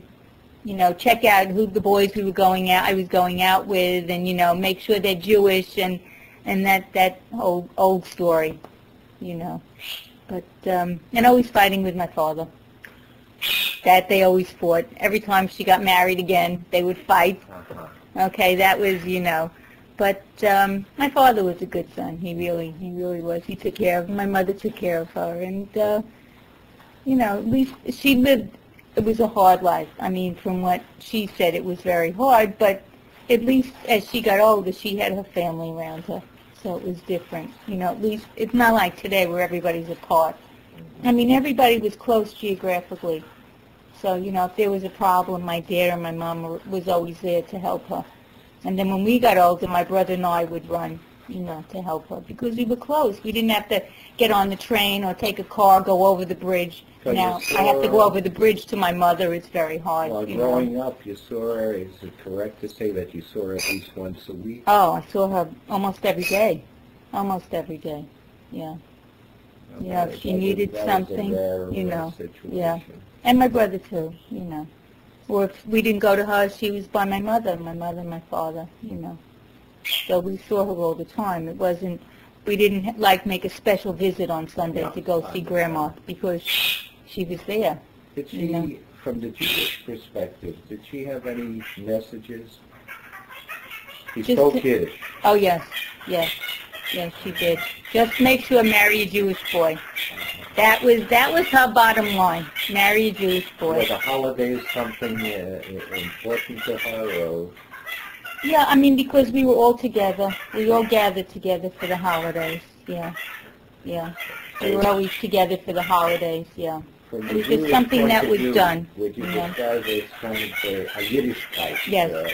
Yes. Orientation. Yes, absolutely. Deep in philosophy and all of that, but she knew she was because she wasn't educated. You know, she really wasn't. You know, but I mean, she couldn't read Hebrew or anything like that. You know, but definitely, you know, holidays, you knew it was the holidays. Do you Yeah. have any memories of Paulie or No. any of the No. other sisters? She was gone. I don't remember. I know Aunt Flo. And Flo. Yeah. I have to get rid of my bird. I have to put him outside. I have more coffee. honey. We're You want some continuing more? the interview. You're on now. I think you're on now. Yes, you are. Go ahead. We're continuing the interview.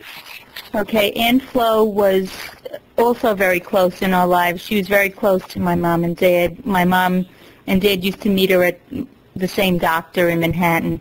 They used to use the same doctor, and I used to visit her house and my brother as a child, and we used to go in Central Park, and she used to take us to the museum. And even after my grandmother passed away, she was always very close to us. And my mom and dad, all the time, they used to go and visit her in the city.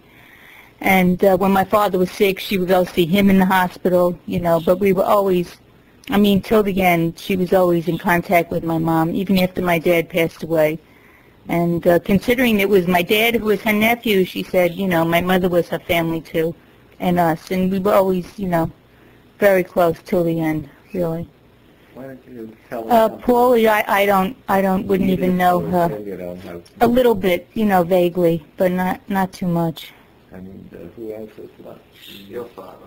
Oh, my father. Oh, well, your father and your mother used to come. They came to our house in Kings Harbor, yet in our apartment.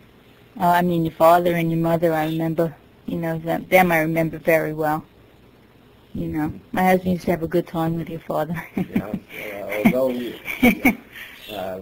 your father, he was your father's uncle, but the age difference was pretty right, much, right, it's true. Wasn't very great. Because he was the baby, right? He was the baby, as my bubby Sarah would say. Oh, that's my baby brother. Oh, okay, okay. So, but you know, those were nice memories. It was nice, at least, you know, we did get to see them.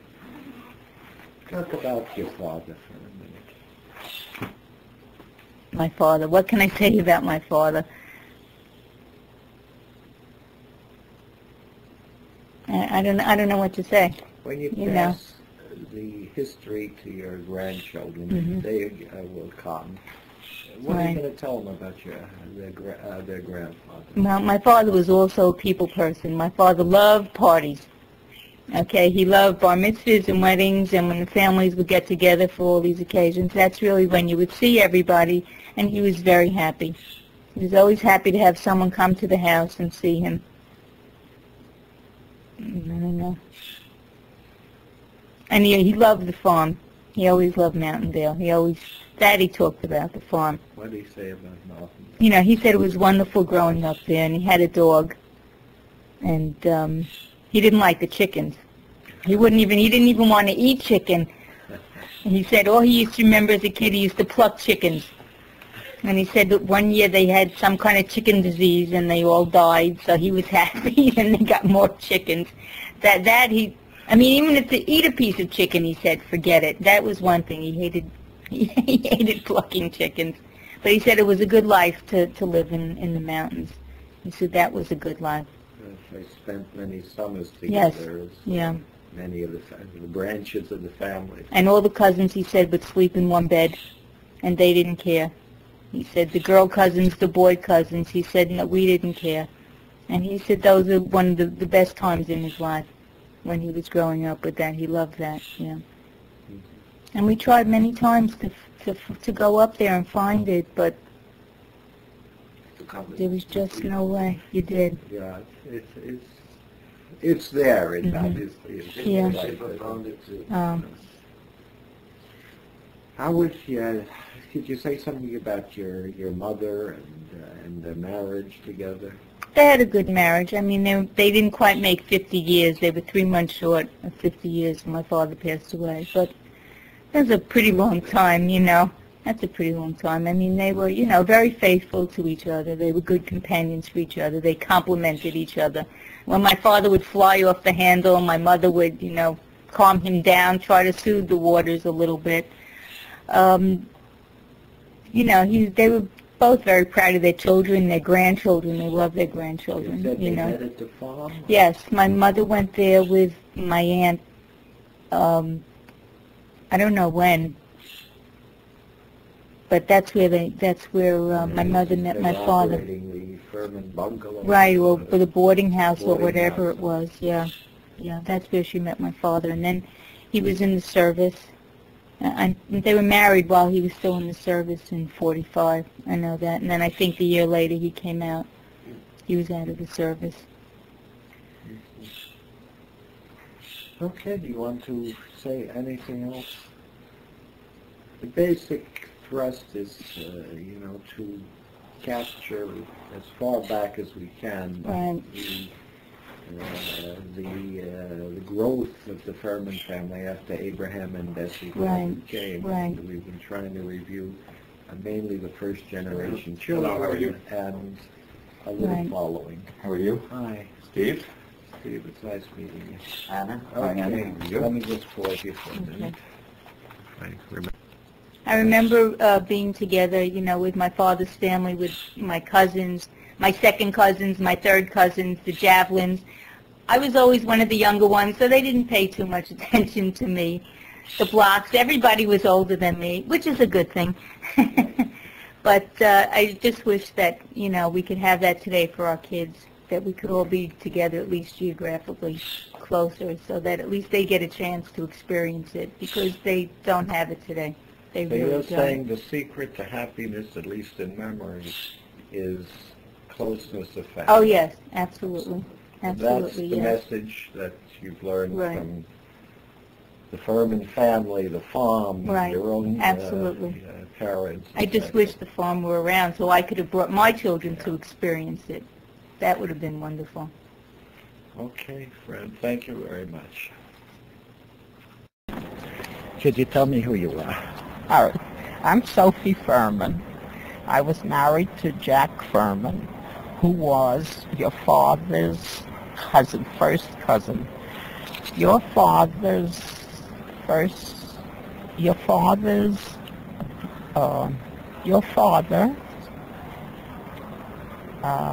was the son of Abraham Ferman, and who spelled their names Ferman.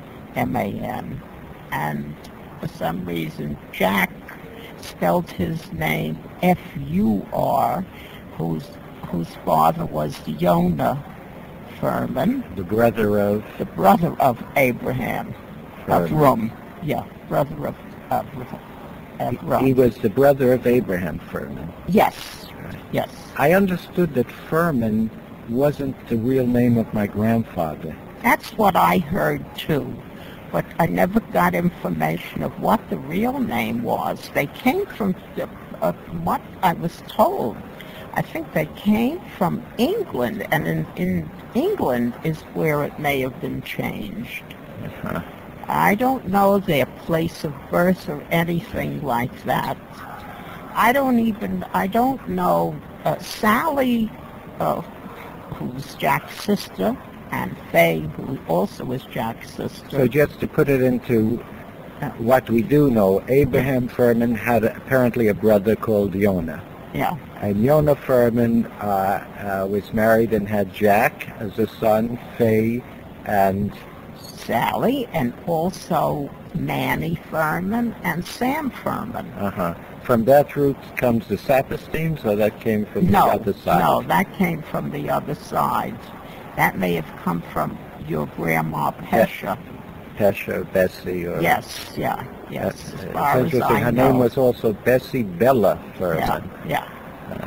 So that's what I know about, as far as that I know about the old Mishpucha. Do you know anything about Abraham Ferman? Any stories when he came? Nothing specific that I know. Jack never spoke about that. I don't know who had the farm. That was Abraham Ferman. Oh, so that's the one that I know. So he had, so he spoke about being, they were on very good terms together, at least, the two brothers were on very good terms. I don't know when your grandfather died, who was Abraham, right? Yeah. because Jack's father, I understand, died, and Jack, they were young. Mm-hmm. When Abraham Ferman died, I don't know. When do you know anything about Jack's father's coming to America? And No, unfortunately not. is there anything about Bessie Ferman? Bessie, I met her the time that I met. She came to our wedding. She came to my wedding. Of course, I wasn't too familiar. I think Flo Block, who was your father's sister, as you know, I guess she was the youngest of them. And then there were 3 more. Mm-hmm. There were 4 Edith girls. and, Yes, yeah, that's Charlie right. and- So that's it. I have not been, I've been to a few of the Simchas, not too many. And that was the relationship, really. Okay, could you tell us what you would like to tell us about Samuel Ferman, my father? About and my your mother. father? About your father?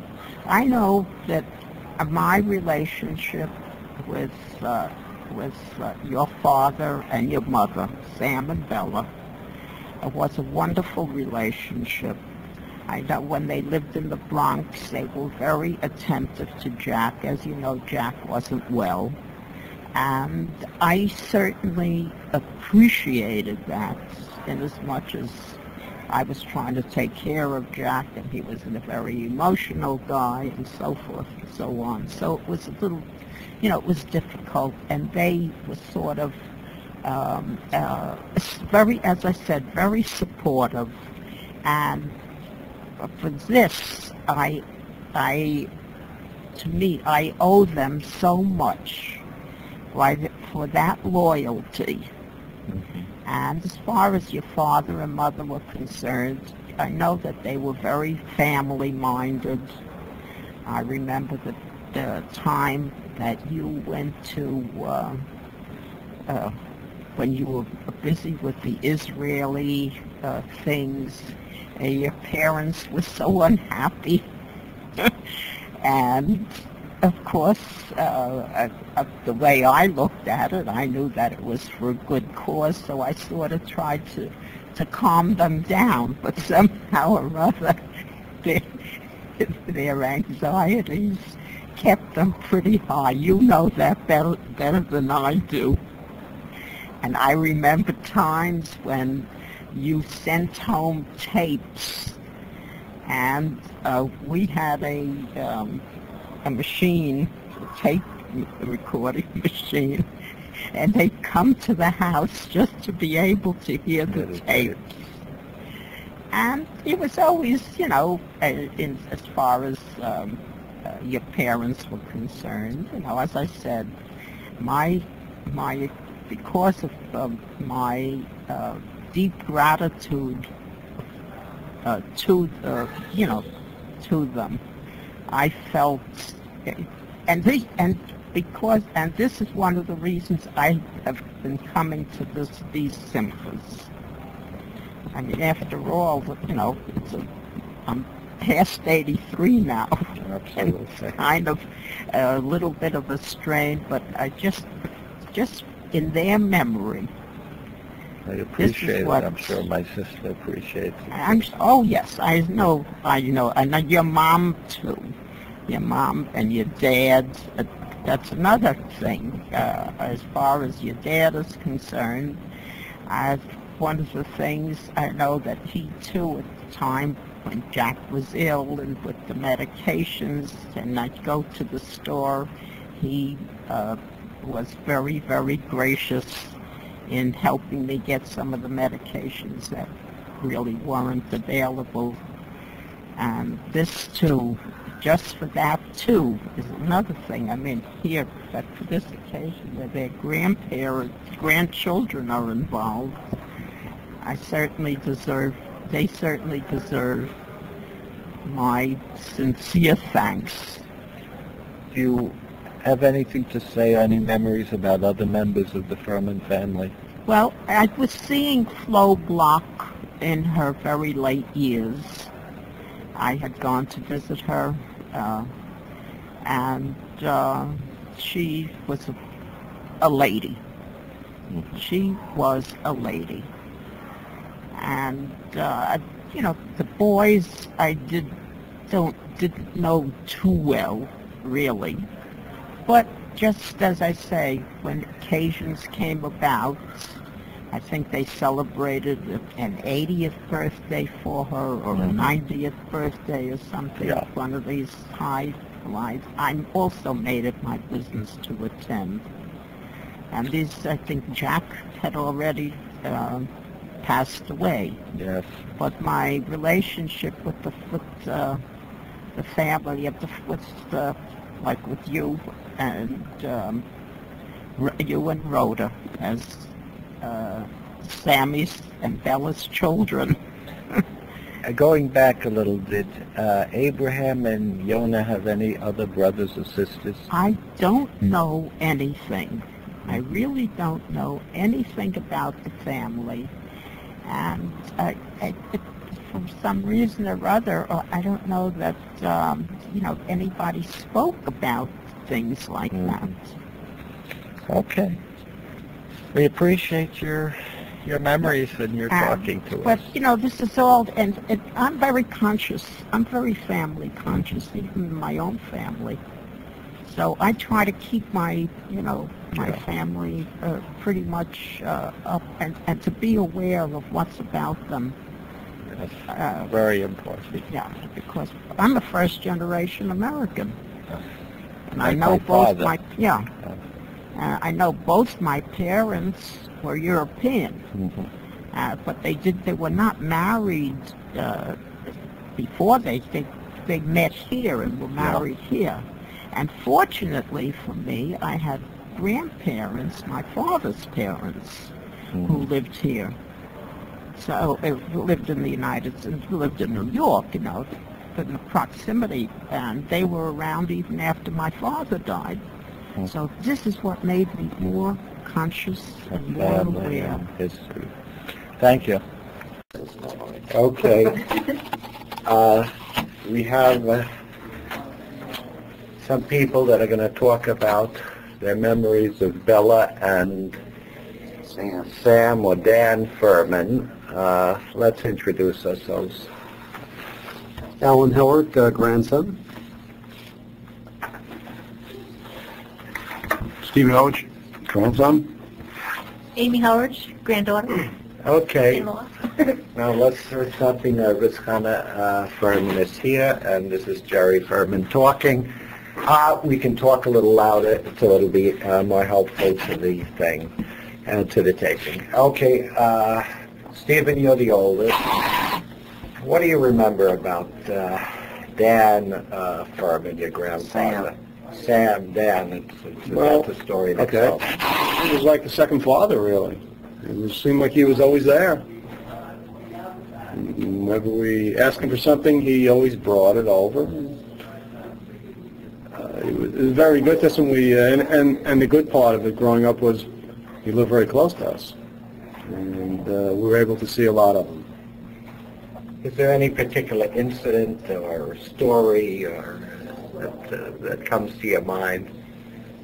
Anything personal between you and him? It's hard to tell. He was just so nice. It's just, I don't know, it's really not one incident. I mean, that's a tribute to him, I think. How would you describe his personality? Very warm, caring, just a good person. And we always got along so well. What's the message that you learned from his life and his relationship? If you have to pass it on to somebody, and we're not taping, just in general, what do we say? My grandfather he was warming, a very warm person, etc. But is there anything else that you'd note about his personality? What are some of everybody likes to talk about the good points. What are some of the less good? Because we want to have more of an authentic history rather than everybody we love and all. I don't really know too many bad points, really. It's hard. I mean, there wasn't... Not necessarily bad, but weaker rather than stronger. You got me. I don't know, really. That's a hard one, right?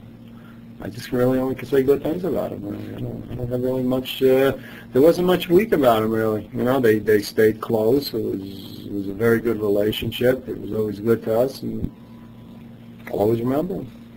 Okay, what about Bella?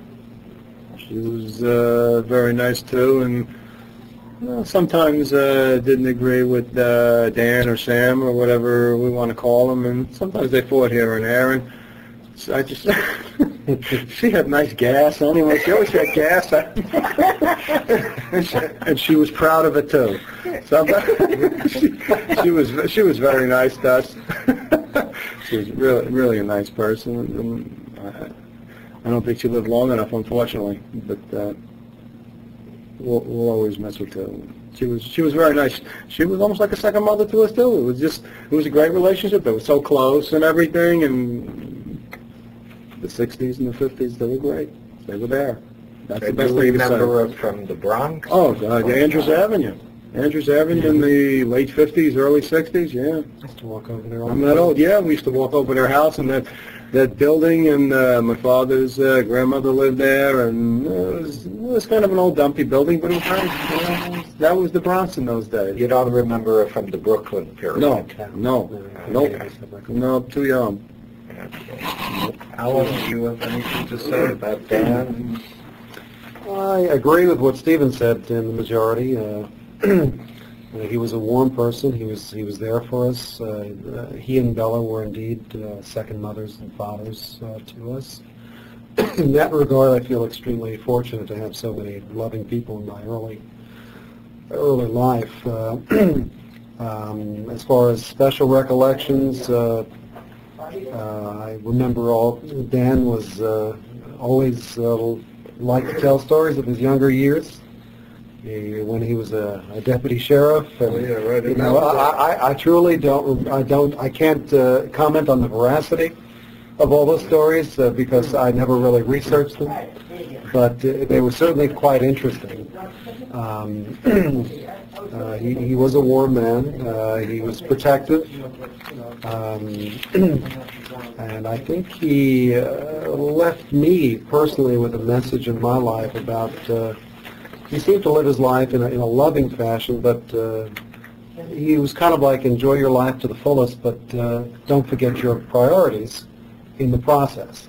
What do you think his priorities were? Definitely. I mean, well, as far as our exposure with him, it was family, but again, we only touched him. He only touched our lives during perhaps the latter phase of his. Or as far as our major recollections, but sounded like from all his stories that he had one hell of a fun teen and 20s, and our recollections of him in that particular period probably would have been quite different had we known him then.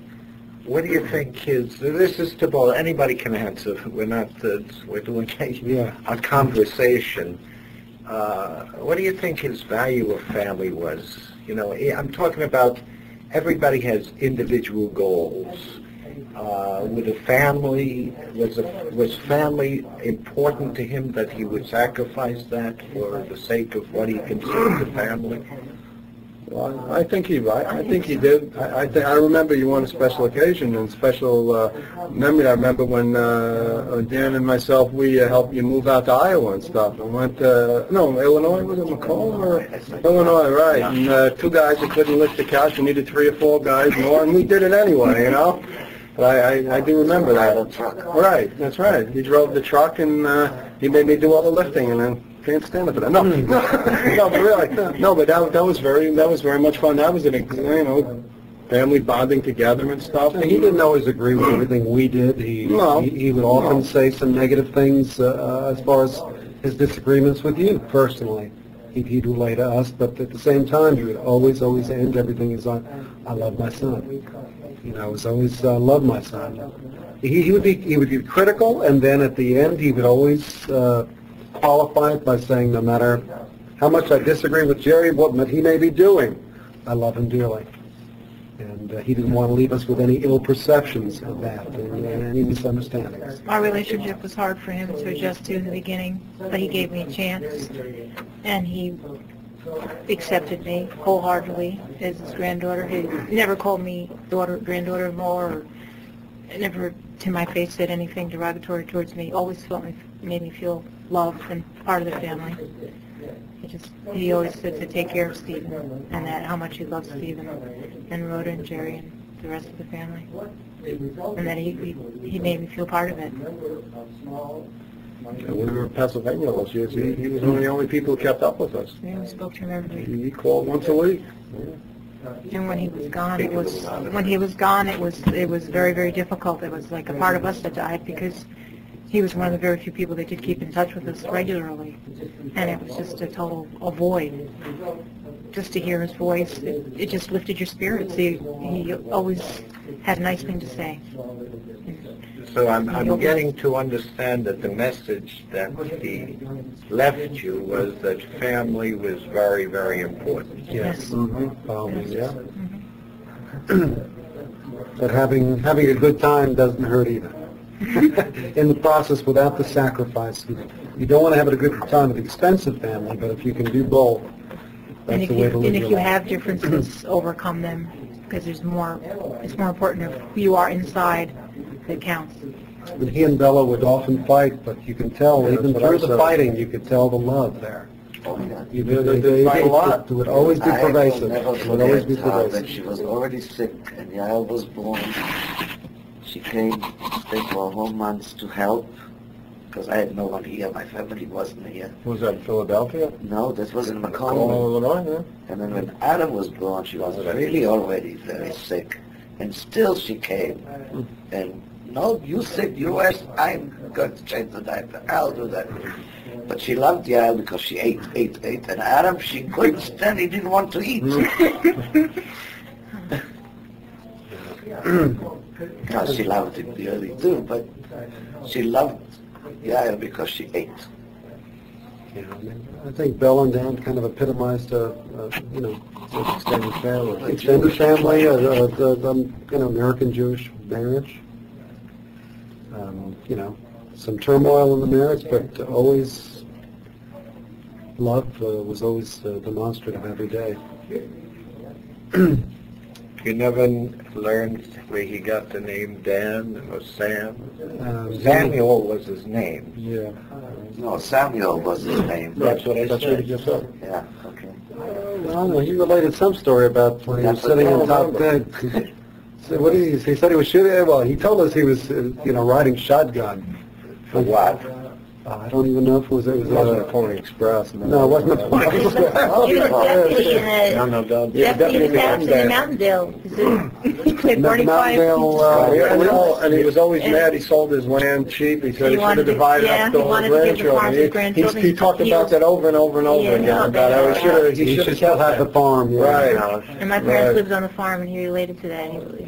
He enjoyed that. He liked to talk about that. You see, one of the secrets of Bessie and Abraham Ferman, that is his parents, was that early in their arrival in America, they bought the farm.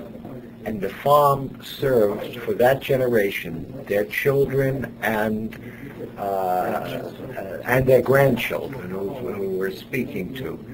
That was a central point of family. All of them came in the summer for the 2 months. You send them to camp, today and all of that. They all came to the farm. This was not a bunch of rich people. They all were struggling in one way or another. And he was more successful also, Abraham Ferman, than really anybody, than his children outside of, through marriage. Of course, Flo was in a much better position. But that farm served as a growing up period for all the cousins. And they all have the sweetest memories about the farm. So when my father spoke about the farm, it was going back to a period of basic peace and solitude. I would bring you pictures of Rhoda and you and Miranda. Although your mother Bella did not seem to have the same high regard. I'm just saying the farm. If one talks of a family, the farm was central. As Right. you know, just giving you Hannah's example. Hannah's mother is 94. Every year she brings the entire family at her own expense, and she's not a terribly rich person, to a hotel in Jerusalem, and the whole family, and she has how many great-grandchildren? Great-grandchildren. Great or great-great, some of the greats too. It's the 14 grandchildren and 36 great-grandchildren. Yeah, and she brings the whole clan there together, and it's a religious family, so we have Friday night together. It's really, you know, it's the meal, everything, and Saturday, and it's a real binder of family. Without experiences together, you don't have family. It just doesn't happen. And unfortunately, in America, you're dealing with job comes first, and everybody goes, you know, and they're all over the place. And that was a characteristics which didn't reflect the first generation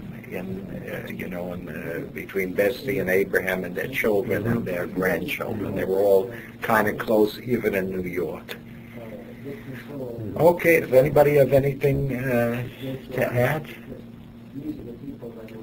Both of you got the real cream of the crop with my mother, you know that. Oh, absolutely. I remember that period. You don't remember Flatbush, was it, when you lived in Brooklyn? I remember some of that every day. I remember some of that on 8mm film, but that's all. Both grandmothers lived in the same building and stuff. And then when Gurney, your other grandmother, lived in, you had it all, as far as I'm concerned. Right. I also remember the Passover Seder's we spent at your house when you were still living there, or in between visits to Israel, and basically how, at the time, we thought strict you were during those Seder's. And any giggles were not tolerated. I remember that. Giggles are... Either you do it right or you don't. Oh, you don't do it at all, right. And your father would often say, leave them alone. Leave them alone, they're only kids. And your mother would walk away from the table just to prepare the festive meal, saying that she's had enough, and go grind some chopped liver. I remember all of us at Marblehead on the Seder. Yes. Yeah.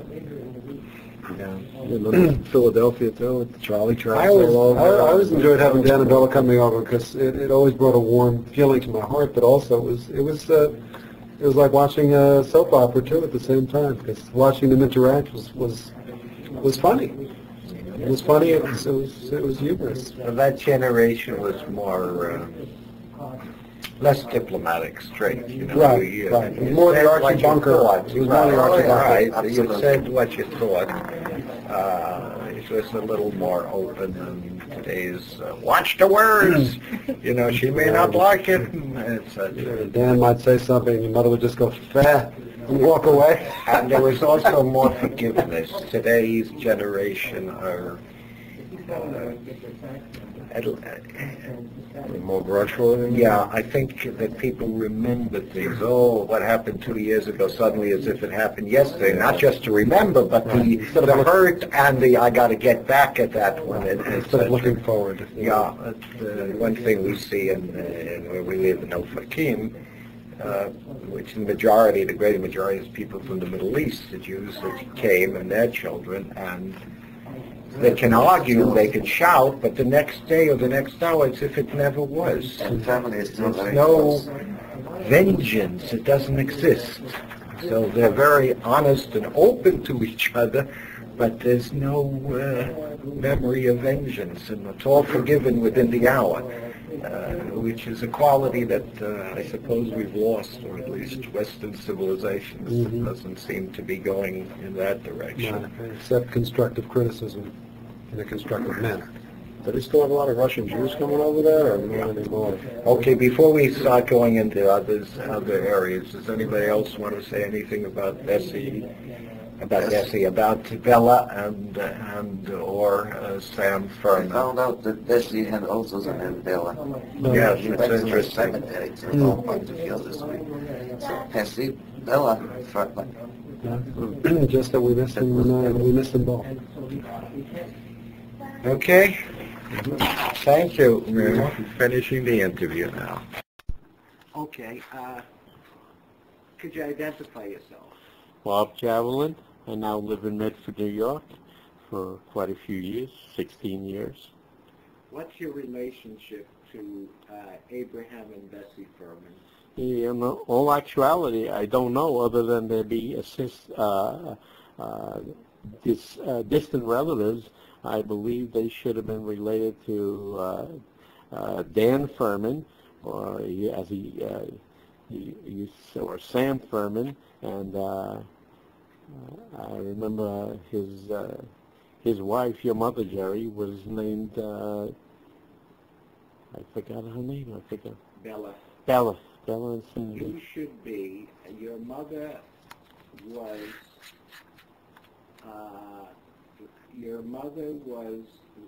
That was her grandparents. Okay. So it's your great-grandparents. Great-grandparents. How was my mother related to Bella?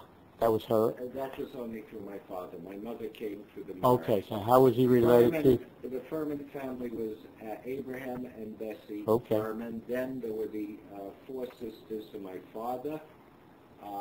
And then the next generation was your mother, the daughter of Paulie, and you're following it, so they were your great-grandparents.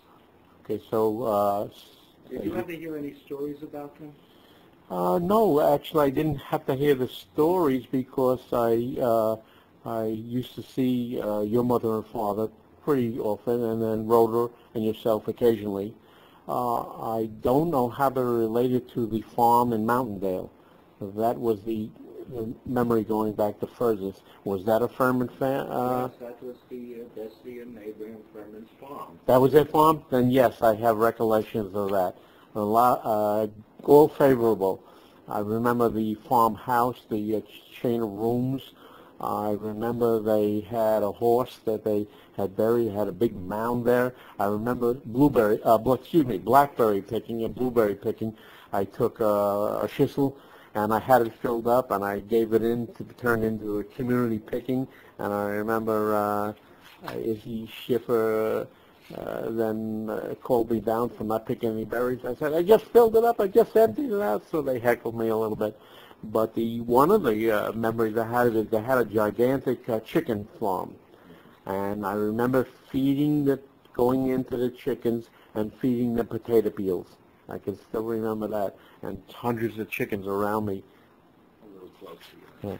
That was a good memory. You remember the old people. They were the old people. I don't have an image of actual faces, but I know the setting. Okay. That was what I remember. And then it turned from good memories to questionable memories. I always asked Raymond and Howie and Lenny and Wachowski, why did you not keep that, just pay the taxes and transmit it to the next generation? We could have been grocingers. We could have been, they said, well, we didn't, this and that. And the taxes were minimal. If you couldn't get 5 families to scare up a few dollars to keep that farm, well, that wasn't my... Well, as you probably... very disappointing. recall on that one, the farm and part of the acreage went to my father as the son, but everybody else in the family was given something. And so I heard. And that's where it fell by the wayside. But no one had the foresight to pass it on to future generations. They were very self-centered, only thinking of themselves. When the Grossinger's people made provisions, and it was in their family for 50 or 100 years. Yeah. Okay. Could you tell us something about your mother and your father? Let's start with your mother. It's a very delicate subject because all recent impressions are very unfavorable and distasteful. Well, let's start a little differently. Let's go back to your grandmother first. My grandmother? I don't have as much recollection of them. There's Pauline and Benjamin. I remember visiting them in, I think it was Sheffield Avenue where they lived. They lived near Pitkin Avenue. I remember in those days they were still having push carts selling to the people offering their wares, and those type of merchants then became the Fortunett's of our time. on Livonia Avenue. I remember we drove there once in a while. I can remember the room. There was a room off the side. My grandfather, Ben, used to flip us chewing gum, bubble gum. He seemed to be more laid back, more of a calm individual. I have a visual image, but I don't remember his voice or talking to him. My grandmother, I think she was a pretty little woman. I think she had curly hair, as I recall, because I have a picture of her in the last stages. Unfortunately, it was advised that she flipped out when my grandfather died, and she had a bad ending when she died in the hospital. My mother was affected by that thereafter, that she was deathly afraid of going to a psychologist or a psychiatrist or practicing good mental health because of her bad recollection of her mother dying in institution. I bring that up is because I am sure that there was something wrong with my father emotionally, mentally, because he seemed to be calm, and all of a sudden he would flare up, and that's not normal behavior. But she never did anything about it. She took him to every doctor under the sun, but she never thought, as many people besides myself have suggested, take him to a psychiatrist or a psychologist or a counselor, just a plain counselor, and find out what is causing these irrational behavior. She never did that. She just alibied him, and to his death, I think he was still yelling at her, which was abnormal behavior in my estimation. Okay, you want to speak a little more about your mother? Anything I would have to say would be very distasteful towards the end of her life, and it was proven. Let's start at the beginning. Sure. Were you a happy kid growing up? I could have been. She prevented it. She was so intent on having me live my life to satisfy her own needs that I never was able to develop according to my own stage, according to my own system.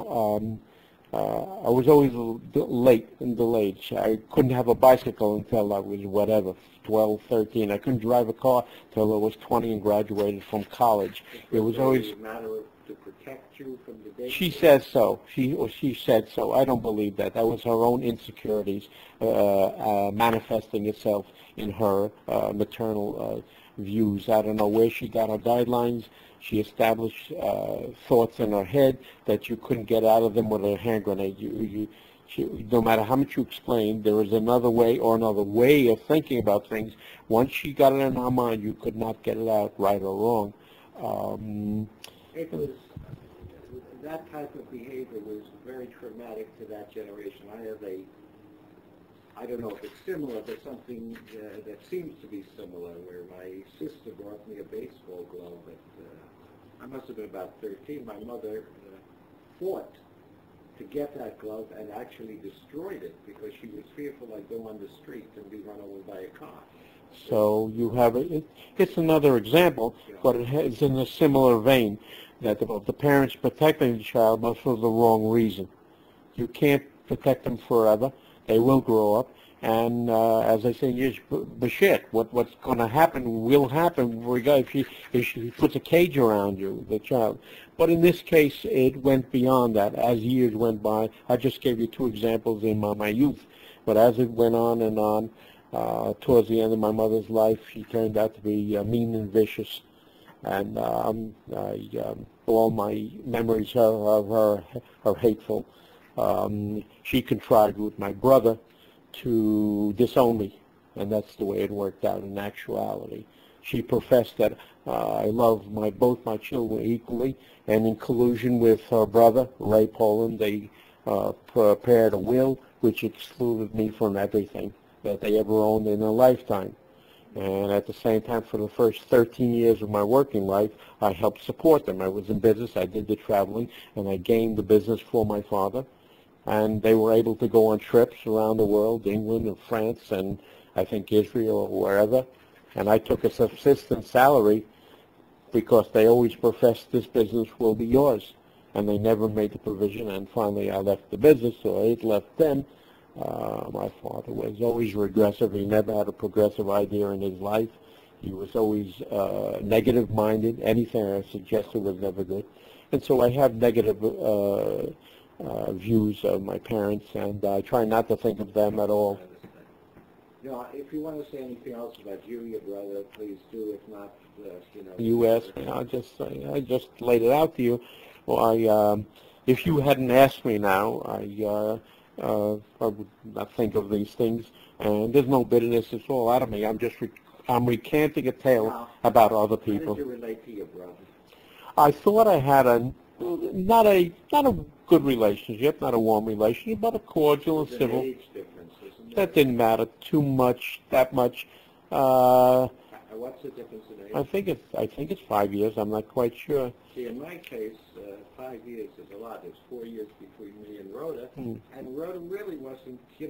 We're very good friends and we're a good relation, but I didn't grow up, quote, with Rhoda. The difference is really, but it may be different with two boys versus. No, I see what you mean. No, not really. I was going into school. I was going out of school. Excuse me. He was going into school.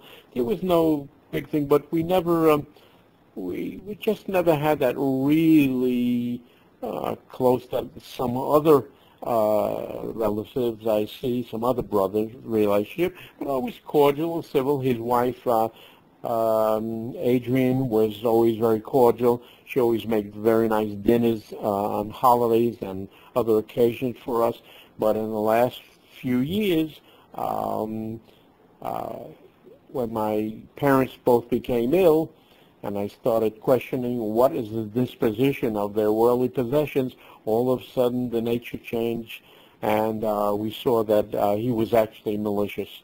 He contrived with my mother to, he did me out of funds, so I don't have any love at all. Okay, let's go to other members of the Ferman family. Well, if you would name them, I have. Edith, for example. Edith, I just knew my aunts as little old. I say little; they were little in stature, but little old friendly people. There was Edith and Sarah, and we saw them on occasion, family get-togethers. Mostly. Flo was, she always liked me. Why, I don't know. You're a little close, I think, to Flo. Yeah, it would seem so. We visited, later on in her life, we visited her once or twice in her apartment. Surprisingly, she took us out, because we came a long way, she took us out for dinner, which was very pleasant. I was very surprised that she sprung for a couple of bucks. And she was, shall we say, frugal. And we learned a few things about one of her sons, Freddie. It was another piece of work. And I remember getting in that vein. Mostly I remember your sister, Rhoda, very favorably. You say, well, you don't like anybody. Who do you like? So I kind of related to Rhoda as being more of a sincere individual, more of a down to earth, not a phony like Freddie or never mind. Or I would say Rhoda and Jerry. I always get along. I was able, whenever I met them, it could be every 1 year, 2 years, 3, 1. I was able to always have a conversation with Jerry, although he was a distant relative by marriage, and so I always have good feelings about them. I suppose many times, if you I, for example, with Freddie and Leonard, I really never knew them. I had occasions with them, but I never knew them. It was, actually, I know them better today. I was by Freddie yesterday. Sorry to hear that. No, and all that. But people have different experiences. Each person relates to other people in a different manner. Both you relate to them and they relate to you. What about my father? Do you remember anything about Yes, just not really, but just one thing. First of all, he the word that comes to mind is kind of nowadays we say cool, we say dapper. I always used to call him as Uncle Sam, and I always used to in passing. until one day I heard that he would respond to the name Dan. I said, come over here. What's this Dan routine? I call you Sam. Where'd you get this? He said, oh, I can't tell you that. I said, come on. But I'm not going to tell anybody. So he says, well, I got that name when when I was running shotgun for the mob. I said, what are you talking about? He says, I was the guard on rum and drinks coming down out of Canada, and they called me Dapper Dan. I said, you got to be kidding. I see it in the movies. Now, I never questioned. I didn't have to question him. He wasn't under arrest. Yeah. He may be giving me a spritzing me. He may be giving me a story, but I remembered it. That's the thing. And it was a pleasant little recollection, whether it's true or not true. So I got to laugh at it. I remember it 20 years later, and I'm relating it to you, whether it's true or not. You find out and let me know. So he said that's how he became Dan, from Dapper Dan. I used to dress the part when I accompanied the crew down from Canada. Oh, okay. Well, I let it go at that. That was, but other than that, no, the distance was too much. See, nowadays I've perfected, I hope my skills, I'm more aware of things, and so I remember faces and events and so on. That day you're just a kid. You have different... Now I have it on. We're continuing. So that's the saga of Dapper Dan and his crew coming down from Canada with the brew. Would you like to comment on your impressions of anybody else in the Ferman family? Or? Well, I don't know if it extends to Ricky, Renee, Bath, if she is... Well, you were close to them. You were close to that side of the family of all these, you're basically your aunts. Okay, your aunt. Yeah, all right. Well, just to back up for a moment, for many years I was close with my Uncle Ray. He gave me good advice when I was going through my divorce. He said, we better lean towards canceling the alimony and giving child support. And I thought that was good advice, and I followed it, and that stood me in good stead. But recently, I related to you, he turned around. He should be, I think he's sorry now. He prepared my mother's will, just not only for doing me out of the money, but just the idea of getting himself involved in a situation which he could have avoided. And needless to say, I don't send him any more birthday cards. I have a very close relationship with my Aunt Ricky in Las Vegas. She seems to be in this world. Her birthday is close over. We exchange birthday cards. We call each other once in a while. She came over here and stayed in our house for as long as she wanted. She sings. The sisters were concerned with her appearance when she dressed. She dresses kind of casual. So when she visited them, they went into their act. Oh, and they were embarrassed. All superficial baloney. What would you say, just going back on the positive side, what was the strength of your mother? We've heard your general impression, but what are some of the positive things? Everybody has both sides of the equation, some more, some less. I've heard that. She was very persistent.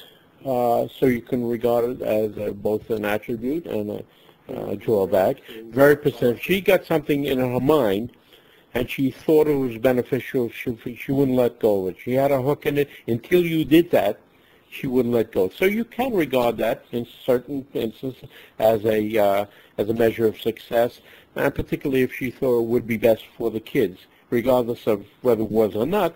You asked me to relate what I thought was. If she Excuse me? Did she have a happy marriage? She may have thought so. Later in life, I don't think she would. I thought she was abusive a person. She was abused. I thought she was a subject of verbal abuse, maybe physical. Physical I never saw, but my father was a verbally abusive person. And she endured all that. As a matter of fact, I think not only myself, but a few other relatives asked her, why did you get divorced? and she went into the old cover-up as an abusive wife.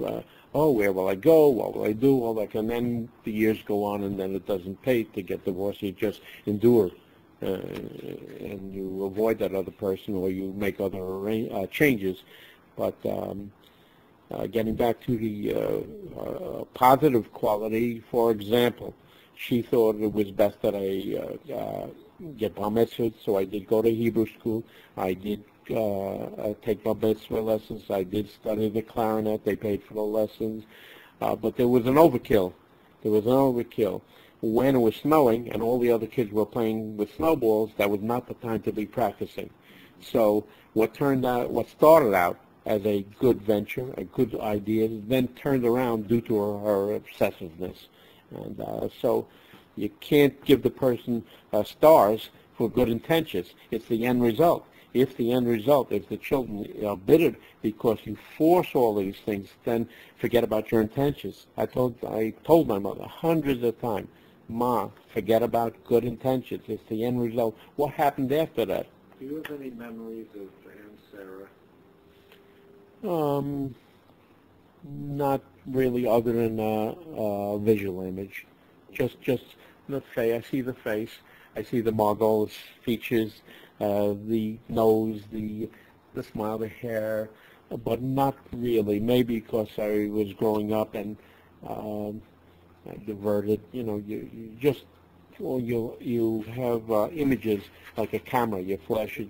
You store the picture in your mind. Is there anything else you want to say? Let me see. No, there seemed to have been a good group at one time of what I consider the middle group. That was Howie and Henry and Raymond and Richie and Seymour, Ricky and Rhoda. Seemed to be that group, and I think they grew up around the farm element. They seemed to be a good group. And then somehow it lost the cohesion. They went their separate ways, and then we never could keep the continuity with. I couldn't keep the continuity with my cousins. I saw Jerry Schiffer a couple of years ago at I think it was he came to Long Island. I even see I haven't seen my cousin. Ricky's daughter, I sent her a birthday card recently, but it's not just me. The other cousins, they don't keep the continuity. I try, but it can only go so far. Well, that's about the only thing that comes to mind right away. Okay, thank you. Okay, could you identify yourself and your relationship to Abraham and Bessie Ferman?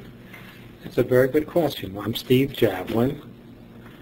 And how the relationships are, I can't even tell you. I don't, I guess my grandmother, yes, the Fermans were the grandparents. They would be my great-grandparents. That's right. That's correct. So you got it. Well, my wife told me that. That's why she said. Your grandmother was the daughter of Bessie and Abraham Ferman.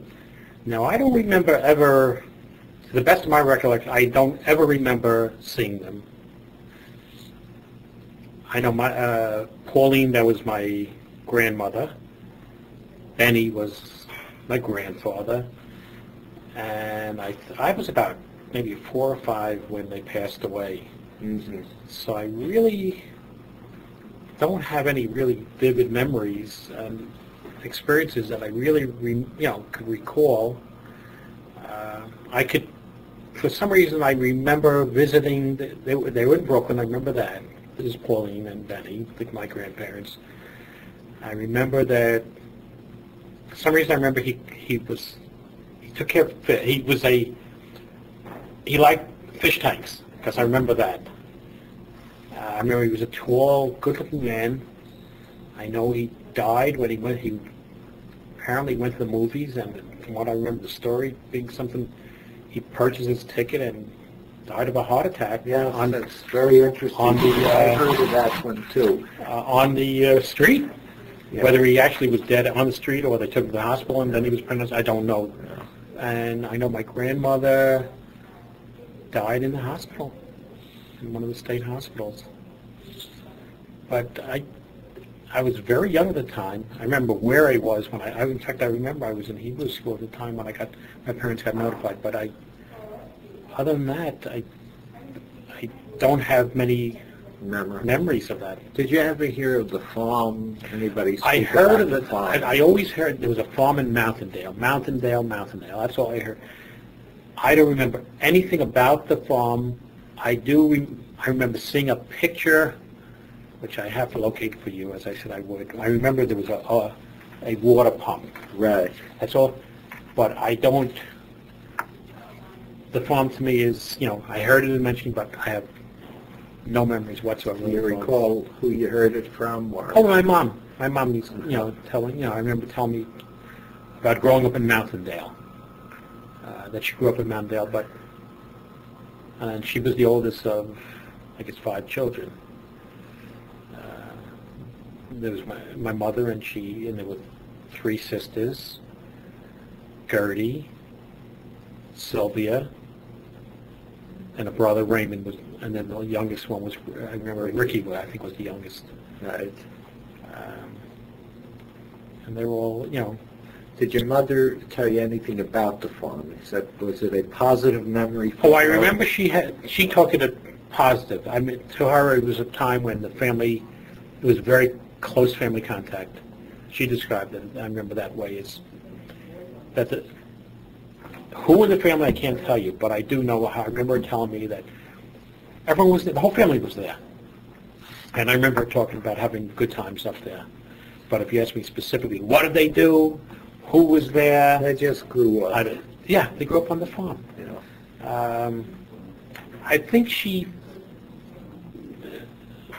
felt somewhat sad that the farm eventually was sold, or they let it go. I think they let it go into disrepair for a while, and then eventually it was sold. But that's about it. Okay. Could you tell us about your mother, your memories, what you'd like to go into the future? Let's see. My mom's education, I remember, was very limited. She always wanted to go to school, though. I remember always saying school was very important. And I remember her telling me that her parents were very poor. I remember her telling me that she would, with her sister, they would share a room, bedrooms, and living. They were very close in terms of proximity. But I remember the one thing, if I had to think of something in my mind, is that financially they were not very comfortable.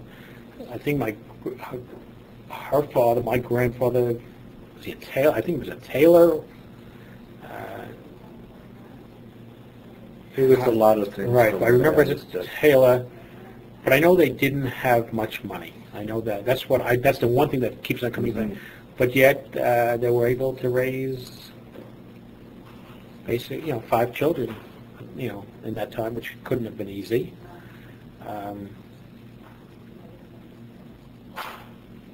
I just know, from the time my mother and father were married, there was Al and Shirley, Al Javelin, it was Shirley Polnowski, and actually my mother's real name was Sarah. It wasn't sure, though. I guess she, for whatever reason, she assumed the name was Shirley.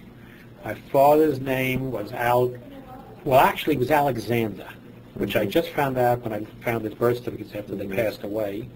Tell me about your mother's character, personality. First, you got a picture of a little lady about maybe 5 feet tall, if that much, probably even short, maybe 4'11", 4'12", on the petite side. Always very conscious about, actually ahead of her time in many ways, conscious about food and proper food, diet, and exercise. To the effect that she basically even watched what food my father would eat.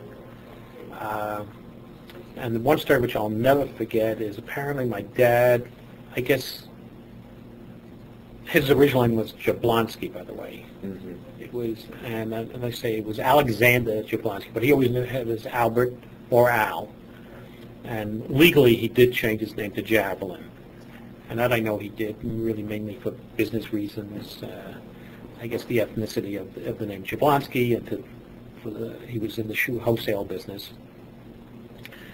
But I remember in their later years when at one point he had like high cholesterol, which who doesn't have that, I guess. And my mother didn't really believe that much in doctors or certainly in medications. She didn't want to put foreign substances into your body.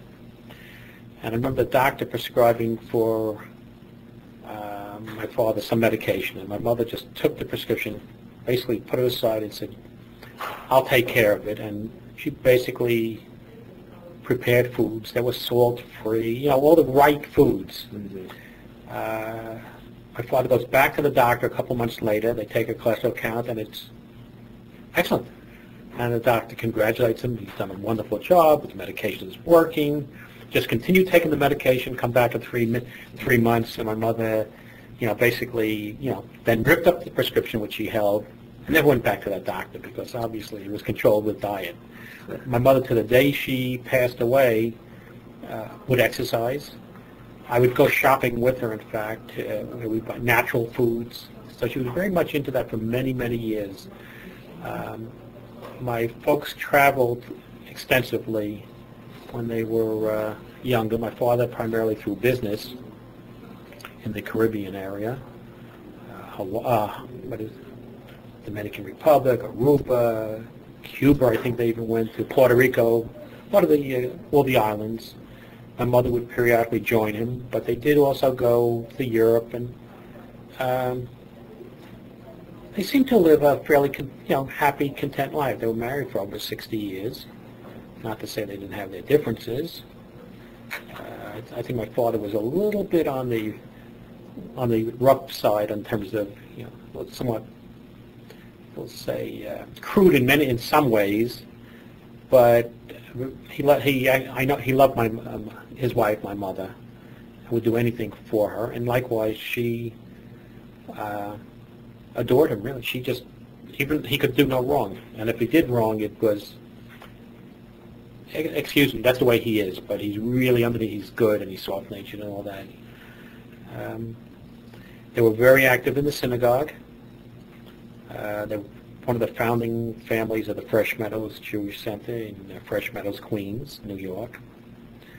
I wouldn't say they were overly religious, but religion was important to them. And being affiliated with at least a conservative synagogue was important to them. They lived many years in Queens, a suburb, little house, attached house. Had a lot of friends. Always had a lot of friends. A nice social life. After he retired, I guess it was around 62, maybe, that he retired. They moved out to Ridge, which is in the Suffolk County, New York. It was a retirement community. Yeah, it was. Yeah, and they seemed to like it. Once again, my father became an avid golfer in his years of retirement and loved golfing. They would constantly, they didn't like Florida. Unlike most older couples, they hated Florida for whatever. It was too humid for them. But they loved Las Vegas. Mm-hmm. And they went to Las Vegas probably for about 10, 12, 13 years, something like that. Each time, the time they spent would get longer and longer, so that towards the last few years, they would leave, let's say, around October and stay there till April. My mother's sister lived in, and still does, that's Ricky, lives there in Vegas, so they would spend time with her, and they would walk up, when they were physically able, they would walk up the Strip. Mm-hmm. My father would throw a few dollars in, on betting on some of the basketball games or sporting events. Yeah. Not ahead, but, and if he won, that belonged to my mother. If he lost, that was his losings. Mm-hmm. So from what I'm hearing from you is they had a a reasonably happy life. They Yeah. adjusted to each other's pluses and minuses. Oh, I would say absolutely so. Yeah, I would think so. I mean, whatever negatives they had, they adjusted to it. Positives, they were. I don't think they had necessarily the right parenting skills, but I think they did what they believed was right. I don't think they, in any way, would do anything to hurt you, although some things they did probably, did, but not on a knowingly basis. My two children, they loved me, and up until the time they passed away, they were my two kids were their special grandchildren to them. They seem to enjoy a very close relationship. Probably, I think, probably due to the fact that they didn't enjoy the same relationship with their other grandchildren. So, in the absence of that, and the closeness of where we live to them, the close proximity, so they were really they were very proud, of their achievements. My son was a very avid sports enthusiast, and particularly beside golf, was into tennis, and they used to come watch some of his matches. My mother favored boys. For some reason, that's generally a characteristic of the women. Really? Well, but in the family, she just felt closer, more comfortable with girls and with women, as opposed to the men and the boys. Like, she wouldn't admit it, but I know she favored my son over my daughter. Mm-hmm. But they tried, I guess, to do their best. Were they the most generous people in town? Probably not. Could they afford to be more generous? Probably yes. But I don't recall ever wanting anything. That's the one thing I come up with as growing up. Materialistically, I had whatever basically I would need or ask for. I wouldn't say I was spoiled. In fact, I would say I definitely wasn't. My father was away a lot of the time, so primarily it was my mother that raised the kids. My father seemed to be traveling for months at a time. As in the Caribbean area, we're doing this shoe wholesaling. How was your relationship with other members of the family? Whose relationship? Yours, your mother's, etc. Because you lived close for a good part of your growing up here. I remember visiting you. Yeah, I would say my relationship in the attached houses, and Gertie was on the other street. To this day, well, let's put it like this: I've maintained my contact. My mother died just about 3 years ago. Mm-hmm. I remember it was August 16th. No, I'm sorry. My father died August 16th, almost 5 years ago. It was shortly after I retired. He died one day before my mother's birthday. My mother died about a year and 8 months afterwards. I have to this day maintained, and I call periodically, and I also visit her sisters and her brother. She's got two sisters in Florida. I speak with them. I try to speak to them at least once a month. And I'm in Florida maybe 3 times a year, if not more. I usually try. If I don't visit them, I will call them, but I maintain that contact. Ricky, who lives in Vegas, I call her usually. I usually call the sisters around the same time. And I just saw Ricky last month. Unfortunately, the only one who I really don't have contact now is my brother. So that's a whole different story. Did you grow up as close brothers, or? It's a 5-year difference in age, and I would say probably not that close. It was difference in age. It was ironic because usually when you have a difference of age, the older brother watches out for the younger brother, and we had just it was a role reversal, that I pretty much assumed the big brother to my older brother. Like if my parents would both be away, if they were traveling, my brother would like to sleep. I was the one that would He'd make breakfast for him. I basically took care of his needs as opposed to just the other way around. So I would say, no, we weren't really that close, but we weren't enemies either. I mean, we got along. It was, it just went downhill primarily, I guess, as a result, when my mother was sick and what he didn't do and what I did do. That's it. Do you want to speak about anybody else in the family or add anything? I don't know my great-grandparents. As I said, I have absolutely no knowledge of them. My knowledge of my grandparents is limited, but nothing in a negative way. Yeah, I understand. So there's really nothing else I could even think of. Okay, let me thank you, Steve. I don't know if that was any help at all, but I think everybody kind of adds his perspective on these issues. That's all. There's no. Raymond, can you just hold it? Okay, just hold it there. And, point this to your mouth. That's fine. Okay, could you identify yourself, please? Raymond Poland, favorite grandson of Abraham. Abraham. So he said, Ferman. Ferman. The son of Paulie. Pero or Pauline was the oldest daughter of the family. She had the most memories because she used to tell stories about how she left Russia or the Ukraine with her little family, with the other members, sister Sarah, Edith, and Fanny, or Florence. And she always told me the story of how she traveled across to Hamburg, northern Germany, got on a ship, and how she held little Florence, or Fagel as she called her. She was holding and taking care of as a 16-year-old.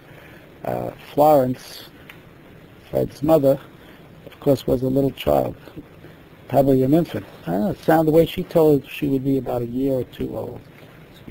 And she would be in charge as a 16-year-old. So she always had a motherly affection for Fanny. So she helped raise her. Could you tell me a little about Abraham Ferman? Do you have memories of him? Most of my memories are the summers spent on the farm up in Mountaindale, where he took great delight and joy in being a gentleman farmer. Although he had to get down and do some nitty-gritty work. He would put on the boots and we'd work at constructing a dam, and I was usually his little helper.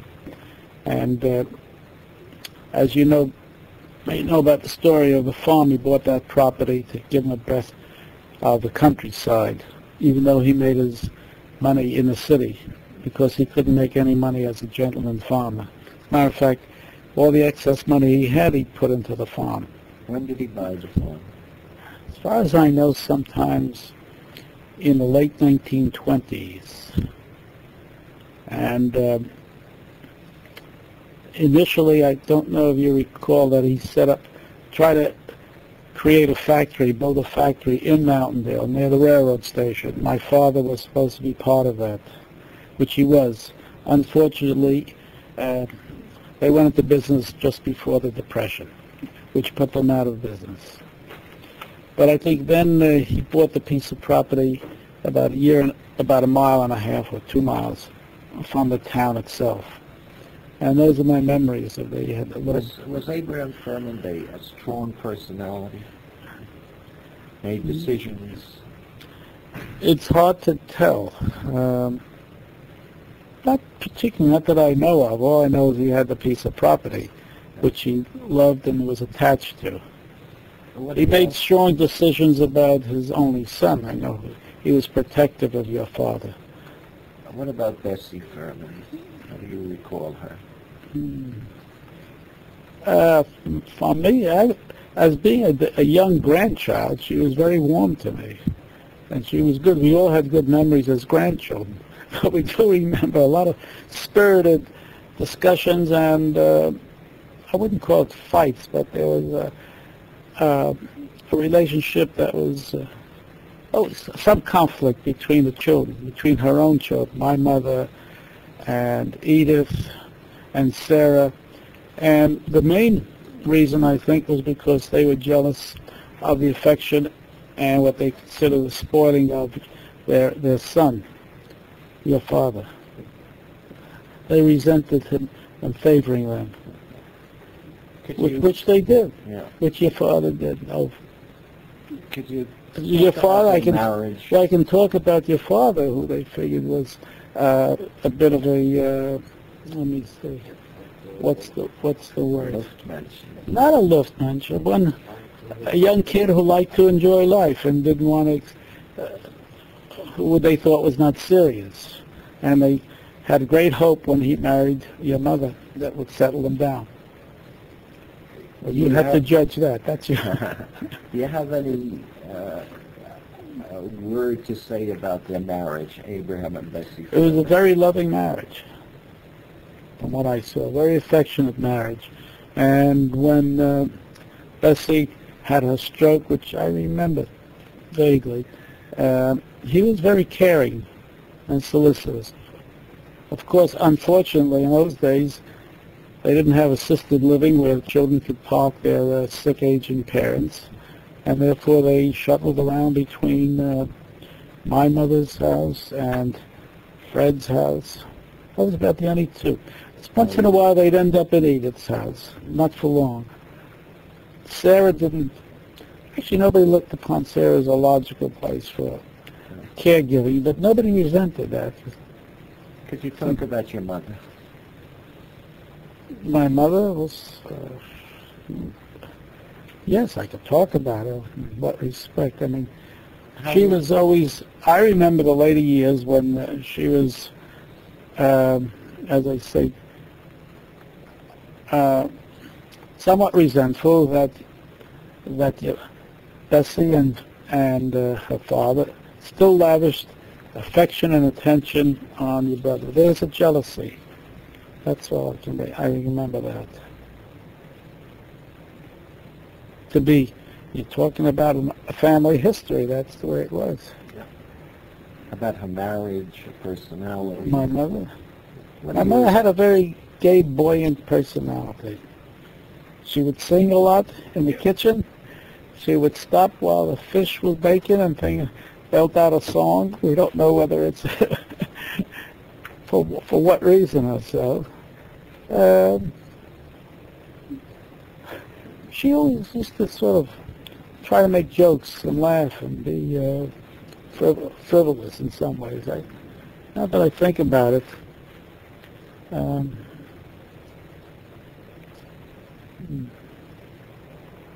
she loved the farm that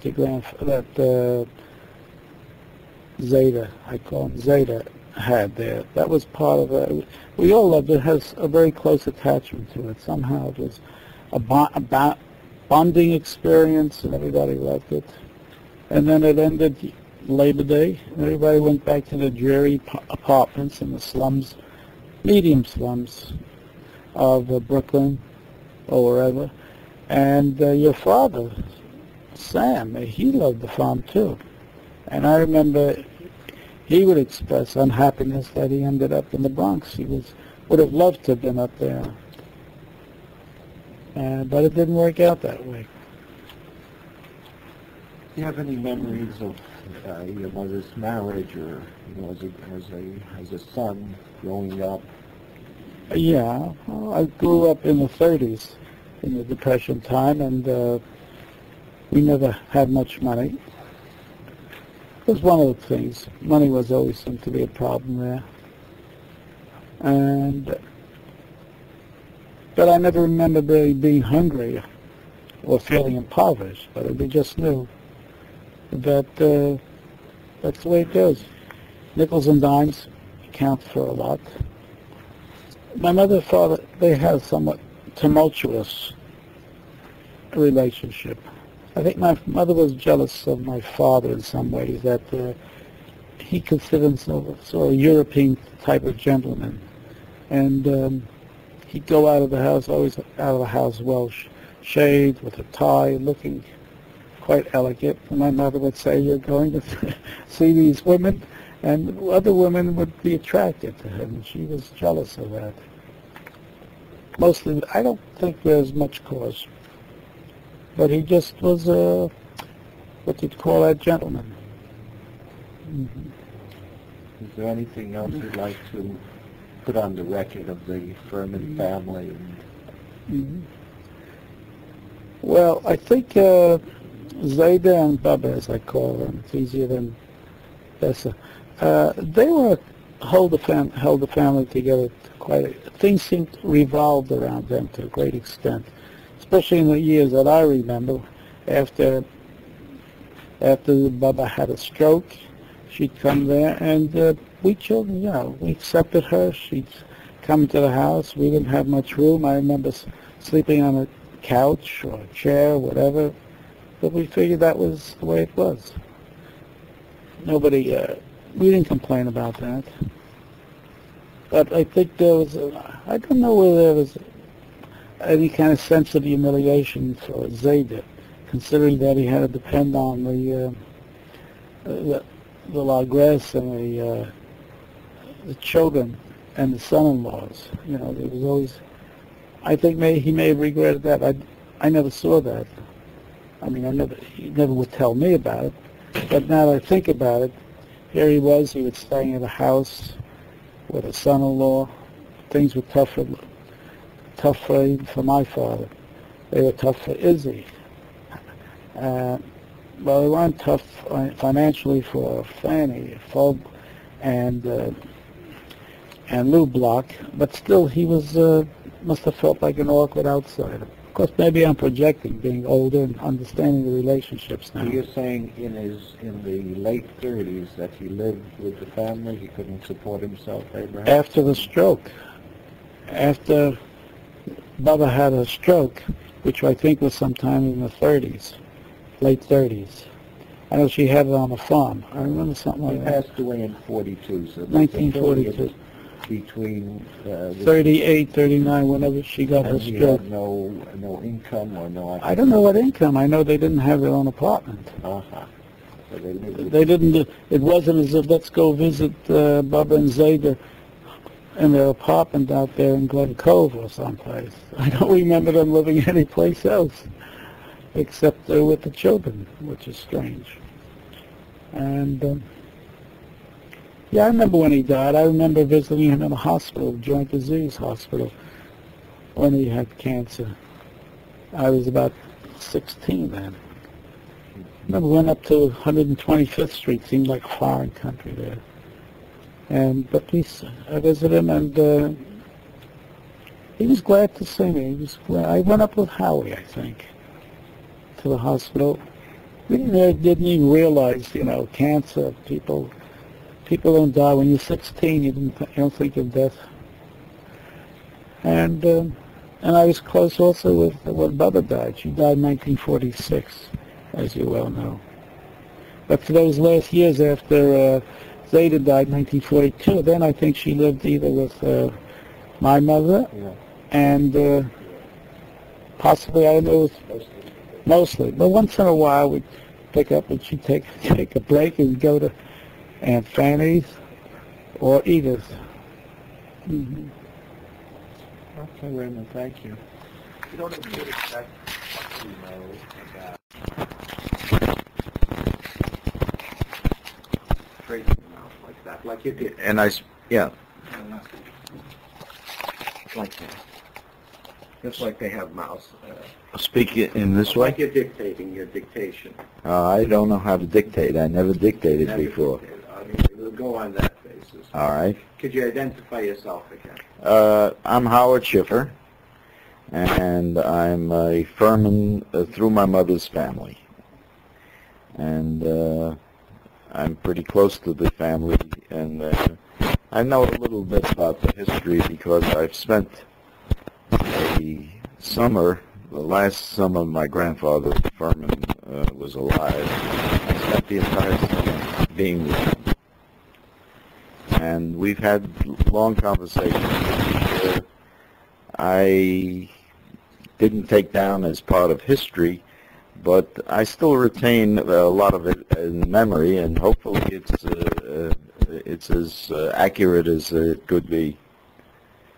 So, Tell us about him. What did you talk about? How do you recall him as a person? well, first of all, my earliest recording or remembrance of my grandfather was he was a very vigorous man. He was a man who was always on the go, never idle.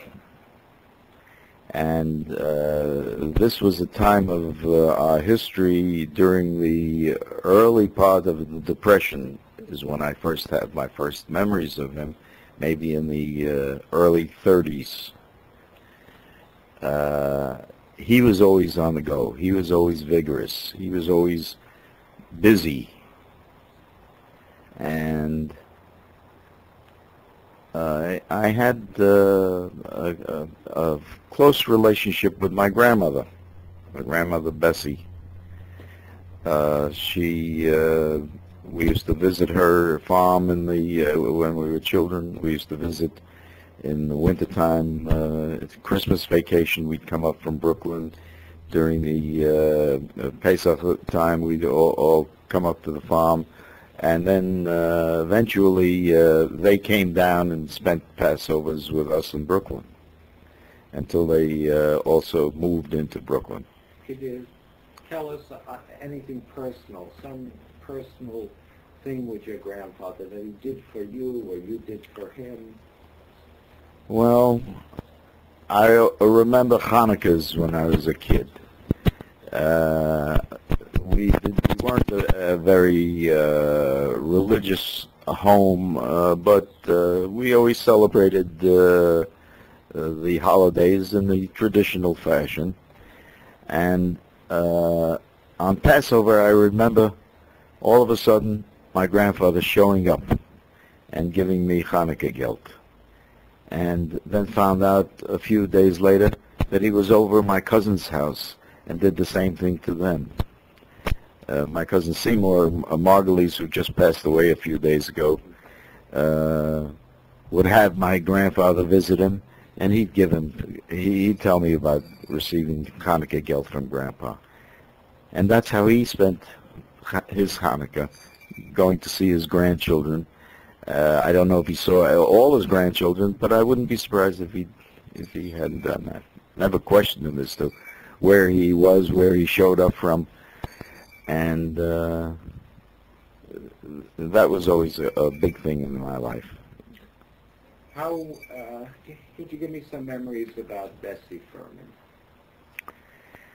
Well, I remember her when she was healthy.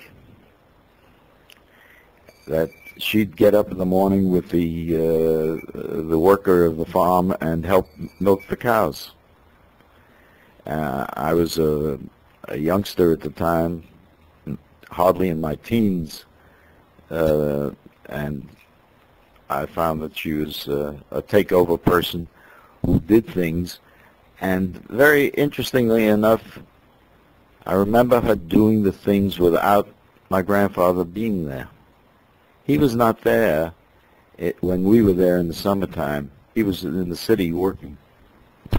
And she was up on the farm, taking care of the farm, entertaining and cooking for whichever part of the family was visiting. And frequently we had 3 or 4 different people. We had my mother's family, my Aunt Paulie's family, Aunt Sarah's family. Were almost always up there and frequently at the same time. And my grandmother would do the cooking mostly, although they all pitched in. So she was a takeover person. That's right. Yeah. What do you recall about their marriage as a couple?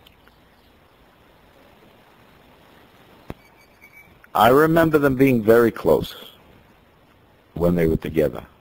Never heard them argue, never heard them yell at each other.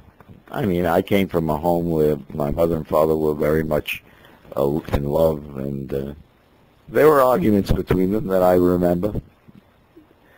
And but I never saw that between my grandmother and grandfather. Never any friction that I saw between them. And I know there must have been. But they were separate. As I was in my early teens and before, and even into my later teens, they weren't always together. They weren't always living in the same house together.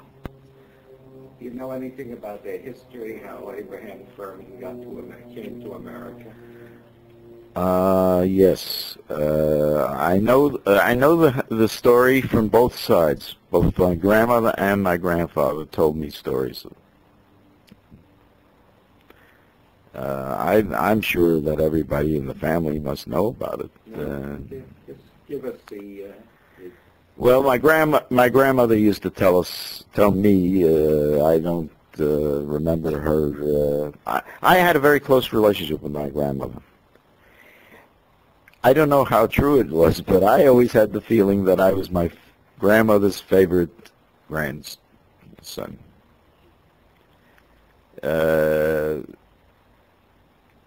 Ray, my cousin Ray, Ray and Seymour and I were like a triumvirate. Richie was a little older, and he was never taken in to the family group, so to speak. But the three of us were around, and I was the one who used to have much more rapport with my grandparents, both of my grandparents. So, and I had always had that feeling. I remember making sour pickling with Grandma up in the country, where I would go to the garden with her to pick the pickles. My two other cousins were there, but I don't remember them being with us at the time. Maybe they were, but I remember my participation in taking the pickles, washing them, and bringing them in, and having her make the brine and so forth, and watching her do these things. That was part of my life, and mostly this was in the summertime, you know, because we spent as children we spent our entire summer time up with them, up with the grandparents, and Grandpa used to come and visit on practically every weekend, and of course he also spent time during the week when he had the available time. And I remember when he'd be up there, he'd also get into boots and go down to the barn in the morning and trudge around. I never saw him milk the cows, though. Could we go back to how we got to America? My recollection of him going to America is vague. I heard stories through Bubba. The story that I heard was that she and Grandpa lived in Russia, and he, for some reason, had to leave Russia, either to make a better living or to get away from the trauma of Russian oppression. I never really understood why, because whether he was subject to going into service and he didn't want to. I know he had small children.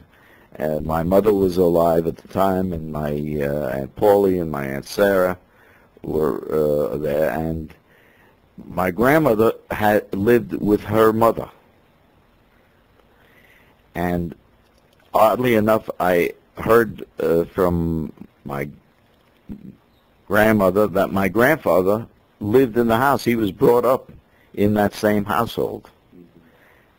Now, I don't know why he was that way, whether his family had abandoned him or he lost his mother and father. I had no idea. I know he had an older brother who I got to know too, Fetayona. And so I had no idea of whether he lived in that household or not. I never did get the full story of that. But at any rate, he left Russia and went to England to set up a business, or he did set up some business, I think a coat manufacturing business. And my grandmother did not want to go and leave her mother, who couldn't leave Russia. And eventually, her mother passed away, and she still stayed on. She gave birth to twin boys. She had 5 children.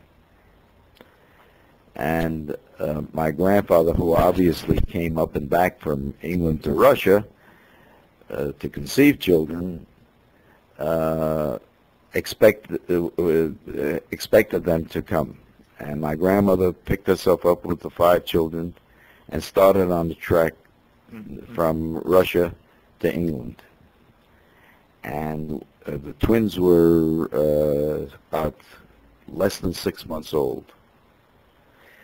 And in Frankfurt, Germany, the first twin passed away. And I don't know the cause of the death, but he died. And his name was Chuna, and I'm named after him. And she continued her travels and ended up in Amsterdam, where the second twin died. His name was Shmuel, and my cousin Seymour was named after him. She got to England and found that my grandfather had a place of business, but he wasn't there. He had been in America. He went to America to set up a business. She stayed in England with the 3 living children for a few months and then went back to Russia. And the next thing that I knew is that my grandfather came back and took them all back to America. I think my mother was 2 years old at the time, or 3 years old, and Sarah was about 5, and Aunt Paulie was about 9. And they settled in East New York. So that's what I remember about. And the name was Ferman, not Ferman. Ferman? Yes, F-A-I-R-M-A-N. F-A-I-R-M-A-N. Where did that name come from? Never knew where the name came from. I heard that the name was maiden name, not that, but the name was something like Rosencrantz or something like that. That the grandfather took the... No, his name was Rosencrantz.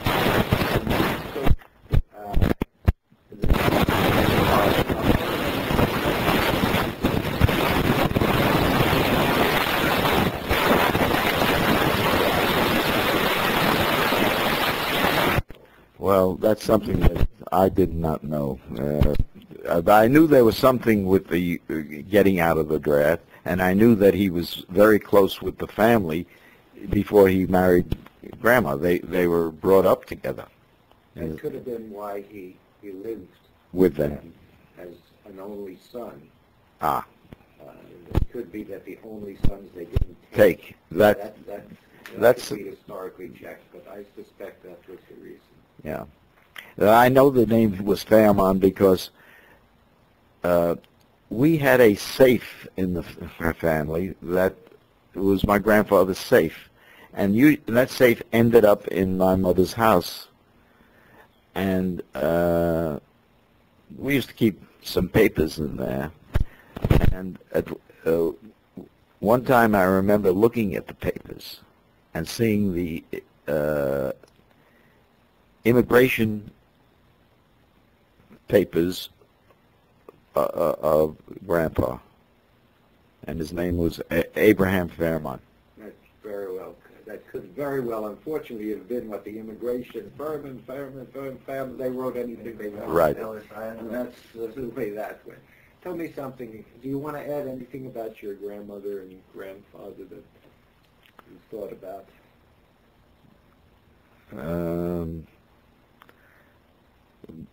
Well, the last year that my grandfather lived, I was very close with him. and spent the last summer. He was up in the farm in a cast from his ankle to his chest. And I used to pick him up bodily. I was 17 at the time, and carry him out on the porch of the farm. My father had improvised a cot that could be inclined so that he could lay sitting up in a slanted way, because of the cast he couldn't bend. And I would put him down there, and he'd spend most of the day sitting out on the porch enjoying things. He had his second grandchild was born, great-grandchild, I should say. Second great-grandchild was 2 years old, Judy Cooper. That was, her name is not Cooper anymore, but... When did he die? Do you recall the year? Well, I don't remember the year, but I was 17. If we go, we can go back to that.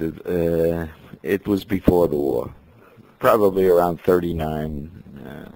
And Bessie died probably after the war. I have memories of visiting. Yeah, she died. By your parents' house. She died about 4 years later, and that was during the war. It was during the war. During the war.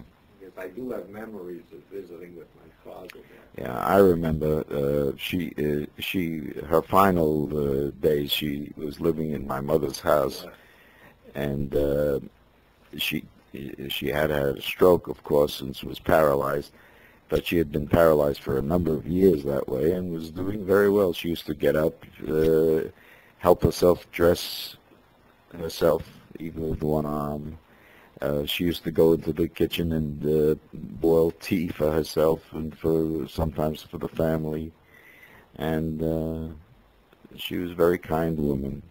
And when she got this last illness, we called Aunt Flo came to the house. My mother had called Aunt Flo, and that's my mother's youngest sister. And they called an ambulance, and I was the only one in the ambulance with Aunt Flo. My mother was too sick to go. My mother had a very high blood pressure, and we took her to a hospital. And on the way, she took her ring off and gave it to me, her wedding ring. And she said, "I want you to have it." And that was the last time I saw her when she entered the hospital. She died a couple of nights later. Could you tell me about your mother? Well, my mother was my mother, you know. She was a good mother. She was a caring mother. She also cared for her family. She was very family-oriented. She was always involved with her family. During those years, there was depression, and she took it upon herself to help. My father had a job, and he was never unemployed. But his two brother-in-laws had very spotty work records. One of them was not a real hard worker. The other one was, and he had other problems. He was a little of an alcoholic. And but my mother always looked after her siblings. She was the younger of the three of them, but she was always involved with being with them, helping them, taking care of them. How would you characterize your mother, her personality, her marriage? Well, she was happy. Yes, yeah. She had a marriage of love. She and my father were always in love, and that always stuck with us. I mean, they had a physical love and a mental love for each other, and they always had a compatible home. In our home, my cousins were always welcome in my home.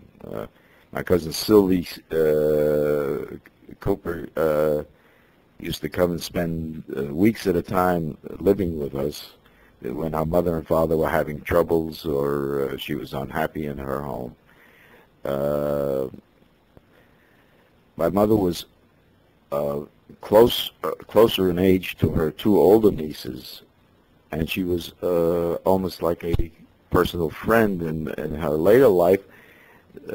She and her older two nieces used to go away as in couples and spend summer, a couple of weeks together in a hotel and things like that. So she was always close to the family. And she was always close to her mother and father, and particularly her mother, so that when her mother got a stroke, her home was always open, even though she herself was physically unable to really care for her mother very often. I remember my mother being in bed with my grandmother being handicapped, walking around and helping give food, to the kids in the house. So, but generally her house was always open. And she was very close to your father, and particularly to your mother. She, was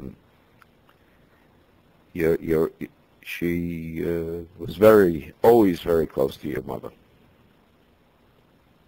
She always disagreed with a lot of things your mother did, but she never failed to tell her. I remember her lecturing your mother about things like going to the doctor, and your mother didn't want to go to the doctor, and things like that. And this was years ago, before your mother got very sick. Things like that stand in my mind. And my mother also brought up three children who were very close to this day. She made it it was very important for my mother to be on good relations with your family, and she always wanted her children to have good relations between them. And she managed somehow to instill that in us, and fortunately we're still very close. So we had a very fortunate thing with my mother. My mother was one of the brighter blossoms in the Ferman family. Do you have anything else to say about your mother or your father? Well, only in general terms that I had wonderful parents who gave me a good background. They gave me an opportunity to make something of myself financially and allow me to do work that made me very self-fulfilled. They never stifled my artistic ability. Your father painted? My father painted in his later life, yes. And my father used to take me to ball games. I remember going to Sing Sing one day. Took a ride up to Sing Sing to watch a baseball game between the post office players and the prisoners. That's interesting. I want to ask you one other question. One of the things that now that we're just talking about this, when I was a kid, I had a dream. It was a recurrent dream. And it means something, and I never really analyzed it. As I said, I was very close to Grandma. She was something special to me. And that dream, in the dream, she was alone.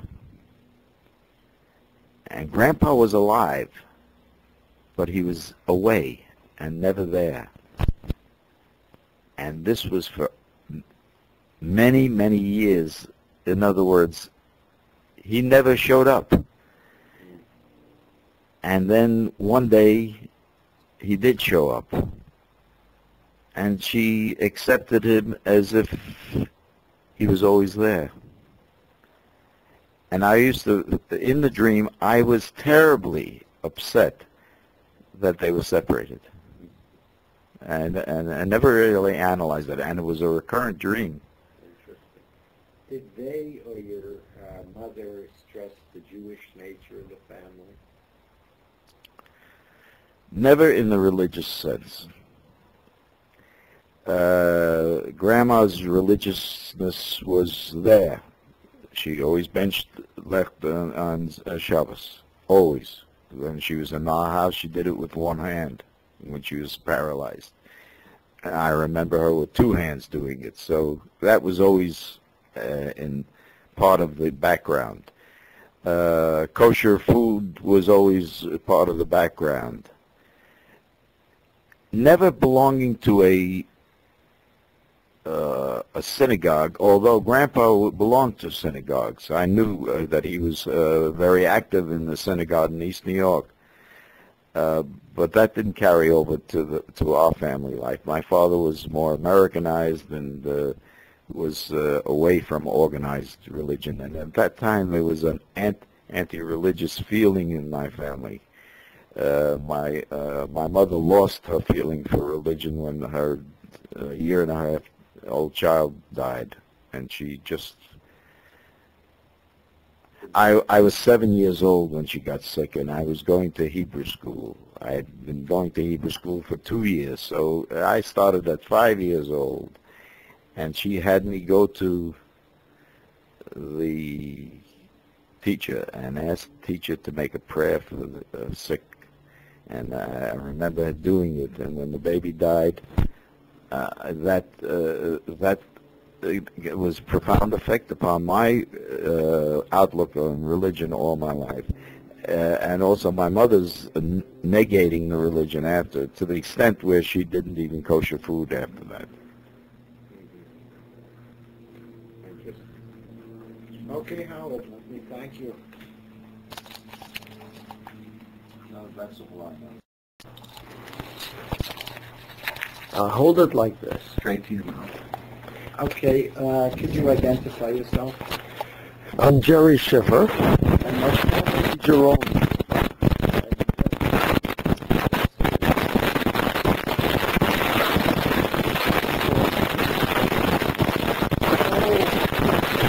I made a mistake right away. Yeah, grandparents. Right, my mother's side. Now,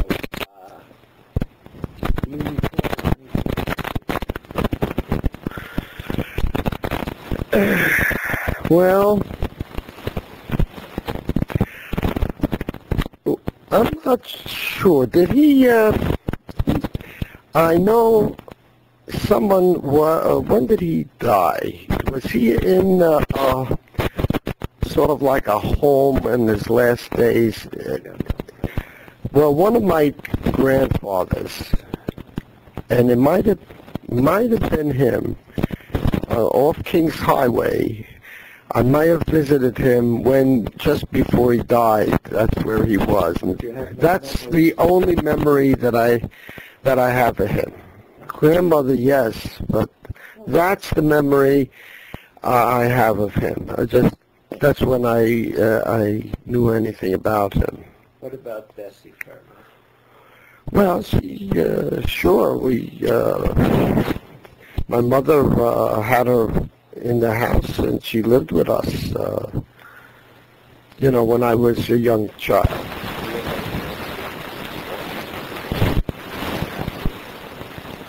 No, not. I was too young. I was playing stickball and things like that with kids in Coney Island. That's when it was. And I guess they talk Yiddish all the time, which I didn't know Yiddish. I know more Yiddish now, even though, I never learned Yiddish. But I guess I knew it, but my mind was blanked out to it. So they were talking in Yiddish, and I didn't understand too much. Sure, she mentioned some things. My mother used to hit me, and her words were, "Lozem up, mitchem nit." Yeah, that's what I remember, the things she's constantly saying, protecting me against, my mother's punishment for being being a naughty person. That's what I remember her always saying. Do you remember anything about being on the farm? Yeah, I have some little memories of the farm. I was very young then, but I have a few memories of that. What do you want? Do you want me to tell you something? Yeah. Well, yeah, I have little isolated things. I remember pumping the water at the pump. I used to find that fascinating, that you pull it up and down and nothing comes out, and then finally the water comes out of the ground. I remember taking walks when they had to go shopping down the road to the left of the farm, past McIntyre. McIntyre, I remember they were across the street, the dirt road, and then down to the left, walk. It probably wasn't long, but I remember it seemed long, passing little houses in the woods on left and right side, and I found that fascinating. One of the houses looked like a gingerbread house. Every time I pass that, I know it's coming up.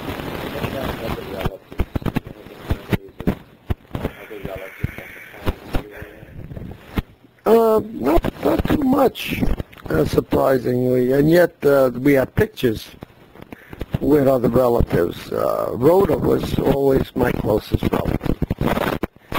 The others were much younger. We were close to the same age. And but Rhoda was the one that when she was up there, that we did things together. I remember the old car and driving in the old car down and up a hill to get to the farm.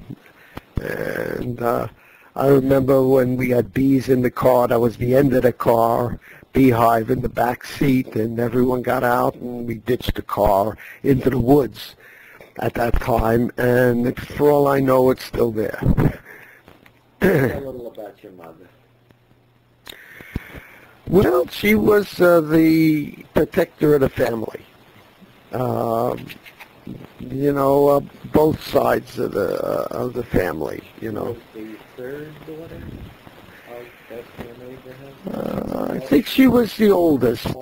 She was the oldest. Oh, she was. I think Paulie was old. Yeah, no, I'm not sure, but she was the protector of the family. Paulie, I hardly knew Paulie, and Paulie seemed to be the weak one in the family. My mother was the strongest one.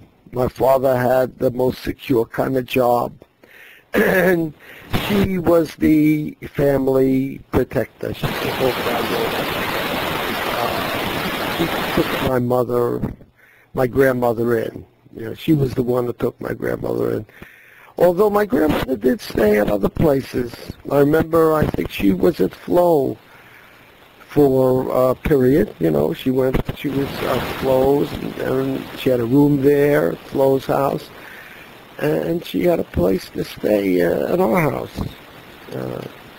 So, you know, she held my father's family together, who were always at war, worse than the Palestinians.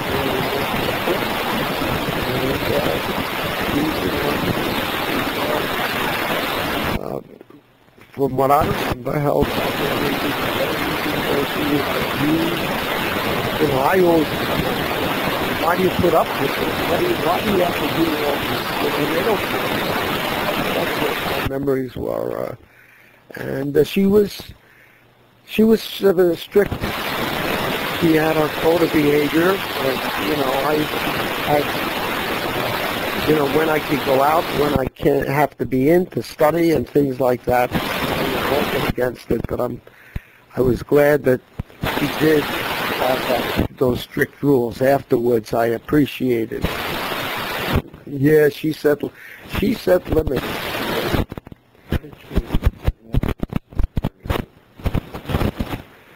Well, she wanted me to do well at what was my life at that time, which was school, and I revolted against it. And I enjoyed the attention of it. I was,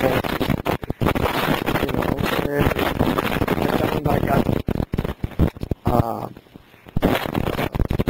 more interested in being bad than being good. I was like an only child. My brother and sister in Russia, they were out of the house. It was just me and them. And they were on my back all the time. Not my father. He was working all the time.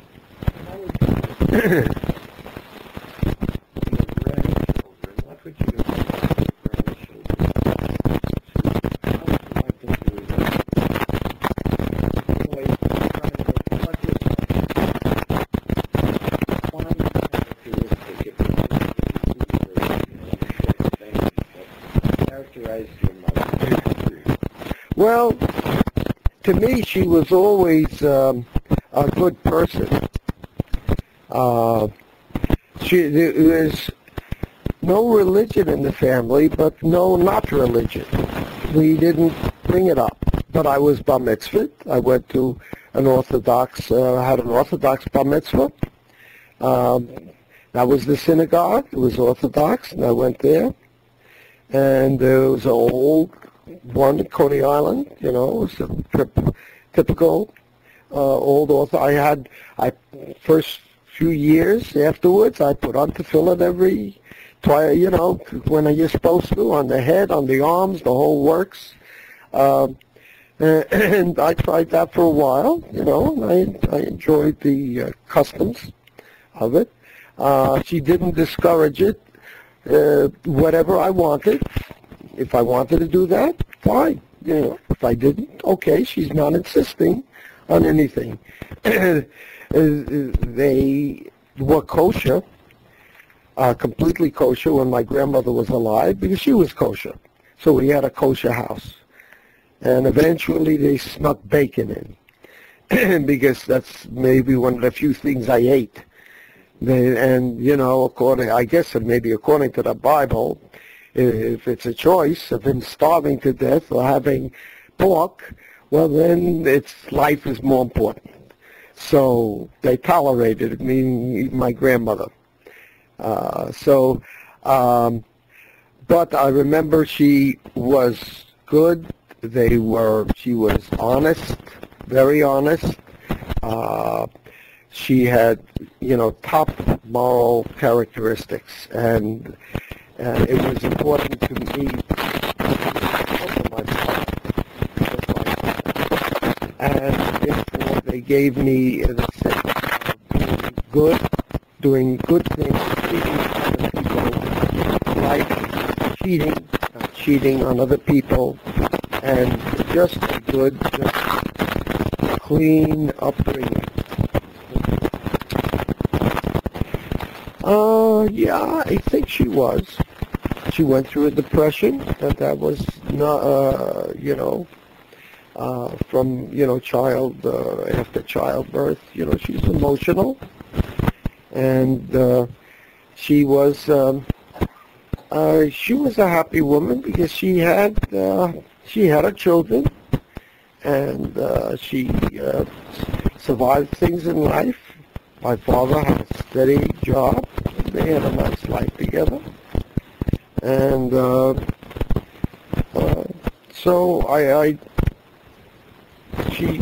she had a good life with her husband. They fought, but that was to sharpen up their wits, and it ended very abruptly, if they disagreed. Generally, my mother won. My father, he had his domain, but she was the boss. She told me what to do, and if I was fighting, then I'll hear it from my father. She went to him, the ultimate, and that was the final decision. I think they had a good way of bringing children up, I guess. I was the only one that I knew being brought up. And but the net result, I wasn't a bad kid. I was, very bad in school, terrible grades because I didn't care, and I got more kicks out of it. But then finally, I realized the reason why, and I think that's maybe important for some children. The schools there, you had the same teacher all day long, and I couldn't take one teacher all day long. And I reached the point where you then went from one class to another and had to change on an hourly basis, and that made an enormous difference. And I started suddenly to do much better in each classroom. I didn't get a chance to get sick of any teacher too long. And when I did better, then I got extra recognition from my mother for doing better. And I found I would be looked up to and treated better, almost like a king. In fact, she was treating me better than my uncle Zalman ever got treated. And he was the king of the family. And then I completely changed. I was then a good person. Sam, your father, my uncle, and he was the only boy in the family, and he was like the king, considered like a king. And so anyway, that's my memory. She seemed to know how to raise me eventually. Do you have any memories of other members of the family? Well, brief memories of Sarah and Flo. We went there for Passover several times, and I have memories of that. I stayed over with Freddie. We played hide-and-go-seek in the museum. I visited Sam and Bella at their house that I remember near the trains. 16th Street, I remember it. Sheepshead Bay. We lived in Coney Island. It wasn't that far. So we had gone there. I even remember, what's his name, who lived nearby. I forgot his name now. Who lived, are they your cousins? The Donald Jones, the Joneses, they lived near there also. I remember them. And very little about Shirley, Sylvia. They were my real cousins, but they were much older. They were Kobe's age.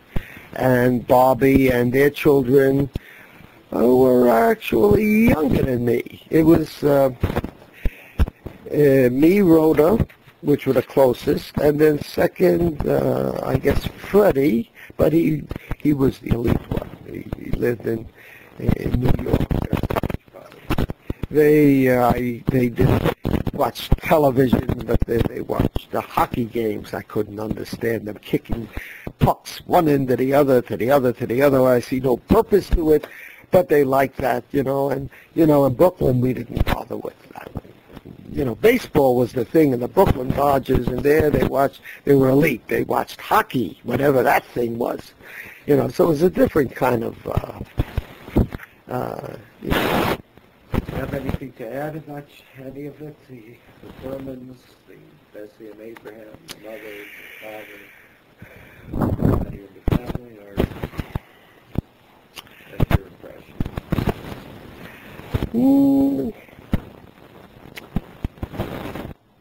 Not too much. I was, that's about it. So all in all, you have good memories of your... We had good memories of that family.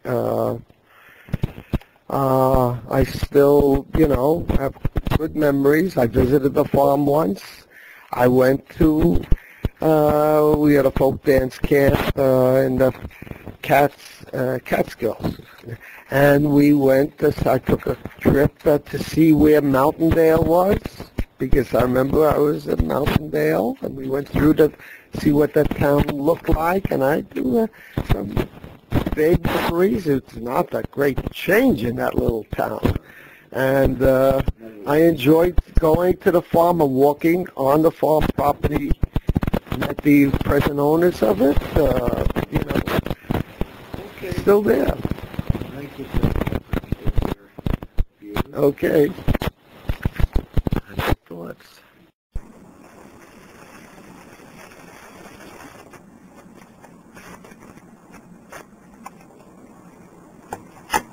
Okay, could you introduce yourself? All right, I'm Toby Wachowski. My mother was Edith Ferman, I think the third child of Abraham and Bessie, and one of 5 children. And we grew up in a very, very warm enclosure of that family. I mean, I don't know how they did it, but all I know is that their home was home to all of us. Until I was about, I would say, almost 13 years old. So, you know, all those years of growing up, to visit Grandma and Grandpa, and besides which, Grandpa used to always come to my mother. And I established that my mother was the favorite. I mean, that's what I thought. How often did you visit? Oh, at least once a week, and it could be more than that. Where did they live? They lived on Vermont Street, right near. They had like a 4-story building. They owned it. Downstairs was rented to a laundry, I think. And then they had that 3 floors, and that's where they had lived. And they lived after the Depression, after the money was lost, from what I understand. They sold it then. Then they moved in. And of course, at the same time, they also had a farm up in Mountaindale, where I was born. Could you tell me, how did Abraham Ferman get to America? Well, he was a master tailor, obviously, and coming from the outskirts of Odessa, he learned the trade there. Was it a town there? Well, it had to be a stable. You don't know the name? Well, of course I do. Tomashville of Podalia was the name of the town. Does it exist today, or you wouldn't know? No, Tomashville of Podalia. Podalia must mean section, I would think. And knowing a little bit of language, I think that might be it. The stories that I heard was that my grandfather really couldn't work there. So he went to London to work, because they always had a house, and they were always well provided for. But my grandmother would not leave Russia while her mother was still alive, and her mother would not leave. She was the youngest of her mother's 3 children, and she wouldn't leave her mother. So my grandfather went to London, and he had a good job there. Every time he came back, my grandmother had another baby. I mean, and the house was all girls. No, they only had girl children. And of course the pogroms, which I had heard about. That my Aunt Paulie hid under the bed and things like that. I'm talking from the time that they were a couple already. I mean, their own romance was another story. But obviously very devoted. It wasn't a arranged marriage? Oh, no. You know what it was? My grandfather lived in a house. There was never a boy in it.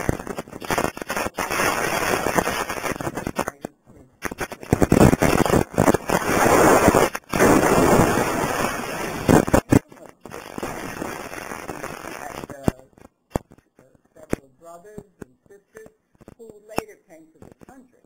But as a young boy, I don't know why, but he did go to live there in that house so that my grandmother would have a boy in the house. So what would happen? He fell in love with my grandmother. And because they were actually growing up like brother and sister, which is what they told the authorities, that a child of theirs, just to, when they were growing up. When my grandmother was growing up. I heard that he changed his name. Our original name is not Ferman. Well, I thought it was Ferman, although when they came here, all of them were Fermans. They took the name. The story I heard is he took the name of our grandmother's family, which was Greenberg, or something. I never even... Rosencrantz. I don't know. I think my father said it. Who said it? I never heard that. I never heard that. All I know is... escaped the draft. Yeah. Yeah. So he lived in the house with them, and they fell in love as teenagers. And they had to alone. And that's how they got together. And my grandmother adored him. Because I never saw her as a young woman. But my grandfather was handsome as could be to the day he died. He was about 74. Stunning. He was like a movie actor. She's very handsome man. And I adored him. All of us did. And he was like, he was had a wonderful job and district. And even though he kept his Jewishness, he formed a temple. He was one of the builders of a temple on the corner of Pennsylvania Avenue and Blake, I think, yeah. And he would, even though nobody else was going with him, he still went to his Friday service, and he went to every service that, like before we started the Seder, which was extensive, all of his 14 grandchildren. He was from school, and when he came in, and this man works in the dress district in a very modern society. He was able to span the two. Yeah, but he didn't take the children to the synagogue. He was only Uncle Sam. Well, no, your father went. Yeah. Well, the girls in those days didn't go. Right. We did go. We went out for Sarah. I remember going to Sarah and getting the flags. It's a vague memory, but we did go. So he was one of the family. A godfather, you would say? Oh, yeah. But my grandmother really ran the show because she had to have her farm. Oh, he didn't want that. But her sister lived there. Her older sister, that's right. And she had to be there. So he bought a farm. Was it basically just for the summer? Well, it ended up, they lived there for certain winters, after they gave the house up on Vermont Street. Sure, that was their home. And it was a wonderful place for us to grow up. As a matter of fact, my mother was supposed to give birth living with her mother-in-law on the east side, when, of course, she was in contact with her mother. And they said, we have a doctor here, and Aunt Paulie just had a little girl that was so beautiful, and you come up here and ask her. And of course, it was my aunt's third child, so she probably flew out, but not me. I was so, and so on a July 4th weekend, while people were up there on a holiday, my mother was screaming, and I was born. Day after the 4th. Tell me about a little bit about my grandmother. She adored her husband. I never heard her or any anger between them. Was she educated? No. She wasn't. She couldn't read or write? I don't think she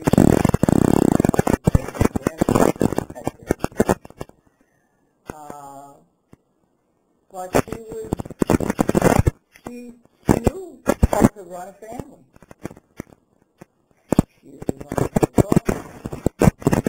She was a mother and grandmother par excellence. Do you have any kind of personal thing that happened between you and your grandmother or grandfather? Oh, me. Oh, well, very... don't forget she had other granddaughters. But after she had her stroke, and she lived at my mother's house when she lived there, and I would be there with the baby. And she was very understanding of young people. Very. And she had a favorite expression, is born as king. I can't do anything. Because before her stroke, she did everything. I'll give you an example. Sylvia and I were 16 years old on the farm, and it was the 4th of July weekend, and we went down to the hotel to dance and meet fellas, where I met him. And we came home late. And we were like 3/4 of a mile from this hotel. And they walked us home. But it still was in the dark, and it was the summer. I was 16. And we thought, oh, Bubba is on the porch. We're going to get killed. She wasn't worried that we came home late. She wanted to know that Mrs. Goldstein paid for her milk that evening, because we worked in the grocery store. Howard, who was maybe 12, was helping my grandfather run it. He thought Howard was the smartest grandson. And at that point he was. Aunt Flo's children were very smart too, but they didn't hang around with us much. They went to dance. Could you speak a little about Sarah, since nobody was really... Sarah? Really... What you talked about her? Oh, well, no one could speak for her daughter-in-law said yesterday, and her granddaughter. I went to see, Seymour died. Yes, that's right. I went to see Minnie, and we talked about Aunt Sarah. I said, if I ever wanted to be cheered up. And just put it in context, Sarah was a little older than my mother. So she was number 2. She was the second daughter. Yeah, Paulie was first, and then Aunt Sarah. In my life, I always went to her house. It was from the school and everything, but we always came away with candy or something. She had the most wonderful disposition. I went there to be cheered up when I was older, and she was in a nursing home.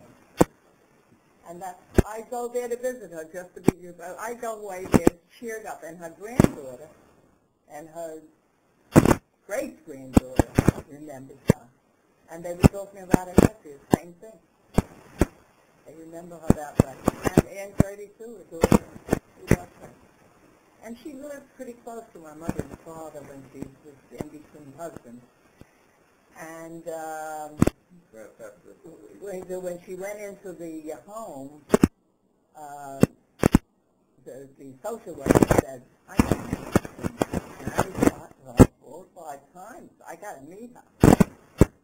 And we all thought it was so cute. We always heard, she couldn't cook too well. Oh, no, she didn't. She would come to my mother to eat. But she always had a fella.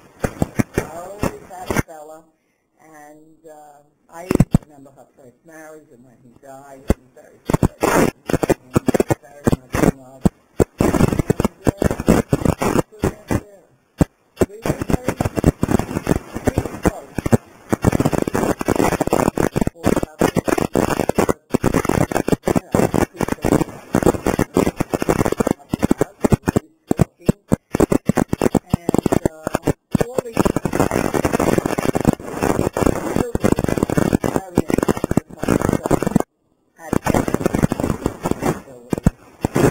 She had 5 children, and Sylvia actually grew up with me because my aunt was busy having 2 more children, and she couldn't handle too much. And Sylvia was always in my house.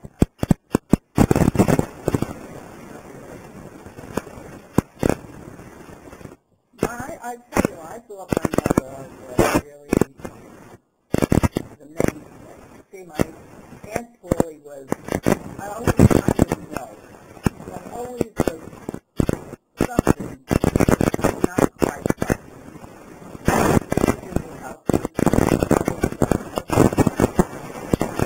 My Aunt Sarah was a poor lady, but she didn't stay on top of it. She didn't. She was more independent. Max's family was a little more comfortable, so when he died, they helped her a little. And then, of course, she always had friends. She had friends. My mother had family. My mother had 1 or 2 very close friends that she grew up with, but there was not much with family. She was family, my grandmother and grandfather were worried about your father, what was going to happen to him, and he was wild, and he told Henry, he stopped Henry in the mountains. You better watch out because I'm a sheriff. He's only a couple of years older than Henry, really. He was a devil. Now I know where my son got it from. And his parents were always on top of it. They were always on top of it. And my mother she was with my mother and father, and everything they had to go through was with them. Tell me about her life. My mother's life? My mother went through the 9th grade. My mother read and write. And my father graduated from high school. And Paul was, I think, educated as far as that was concerned. I mean, he could put nothing over on her. She was very smart. Was it a happy life? My mother and father, I thought it was wonderful. They had a very good marriage, very good. And my father he was a favorite uncle. I mean, of all my nieces, I know how Gertie felt about him, and Sylvia. I mean, if anyone needed a home, they came to our house. Where whatever we had, we shared. My father was very warm to his family. He was like his house, unfortunately. He liked better. He liked the family. Of course, my father was born in this country, which made him, put him in a, and my mother and father had one thing. They had their children. They had a tragedy. They lost one child, and that was when they had Jerry. Not right away, but they were still in their 30s. It was a terrible shock to the whole family, which Howard and I suffered through. I was 12, and Howard was 7. And we remember it just happened today. And the family was them, my mother and father, was a terrible loss. In 24 hours she died. And they became very different people. They were party people and singing. My father had a banjo and played the harmonica, and they had parties. After that, it was a thing. And everybody said my mother is a mother, so she had to have a replacement. So she gave her. They were very stable.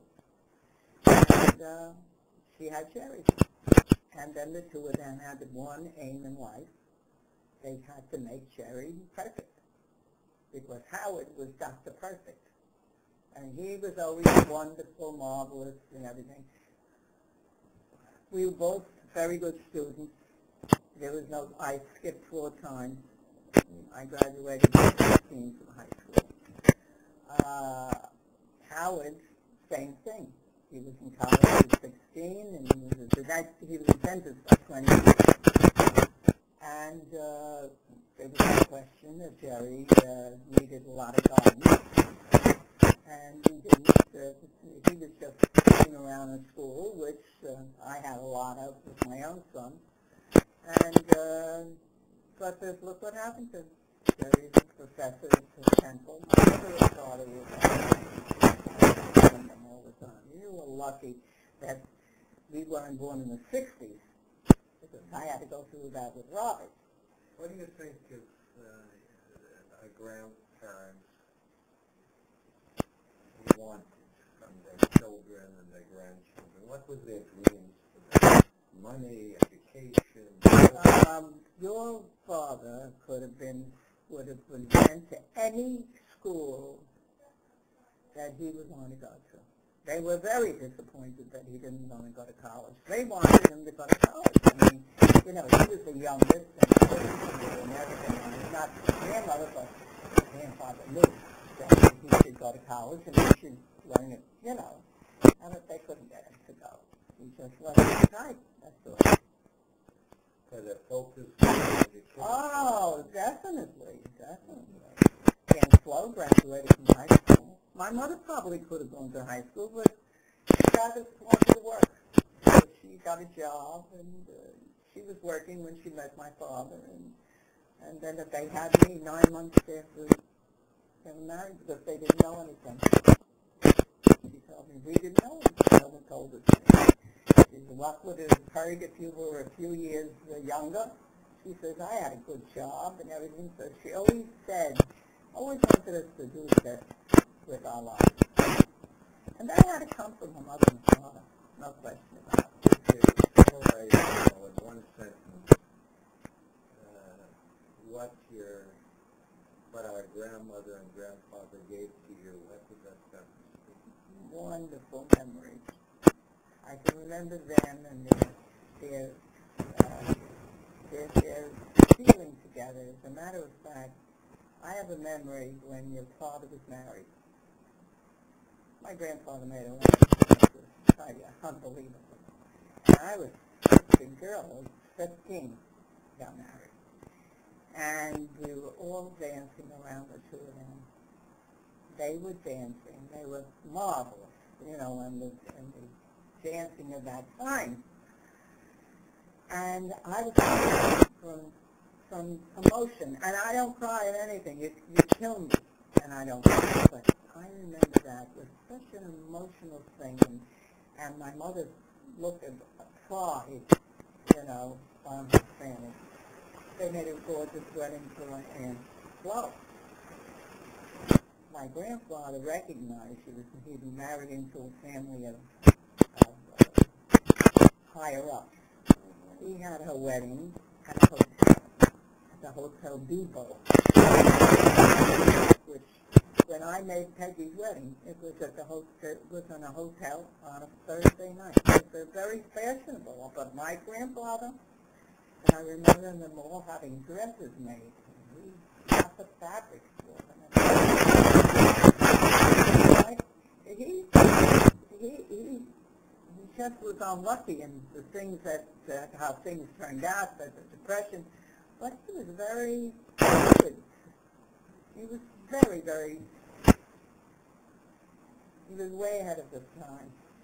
Professionally, he was a designer. But by the time he got here, he designed for a while. And then, of course, he became a cutter. Just and the younger people came up and they took his place. But he always, until he got sick, he always had a job. Always. He was always wanted. He speculated on the market. Well, I have no idea about that. All I know is they had a house and they had a farm. I mean, when I think back at other people who were, you know, what did their grandparents do? I said, they must have, I remember a piano, they had a piano, they had a violin, there was a... Did anybody know how to play the violin? Your father, and then I it came to me, I took violin lessons. I played. My mother played the piano, Aunt Flo, but she pursued it. She played it until she couldn't do it anymore. That's your mother. What's the most biting memory that you know? She was great to be, and she was sick her whole life.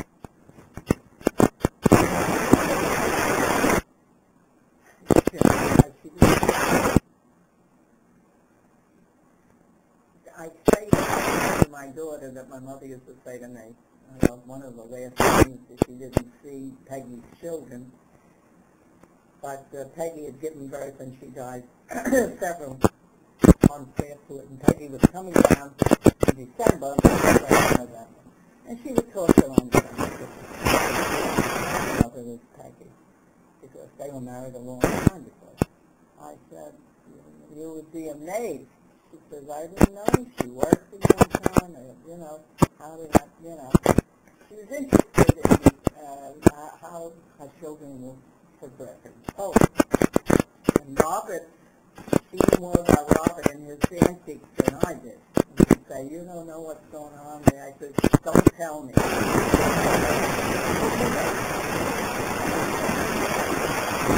But he's a retired teacher today, but he's going to teach up there.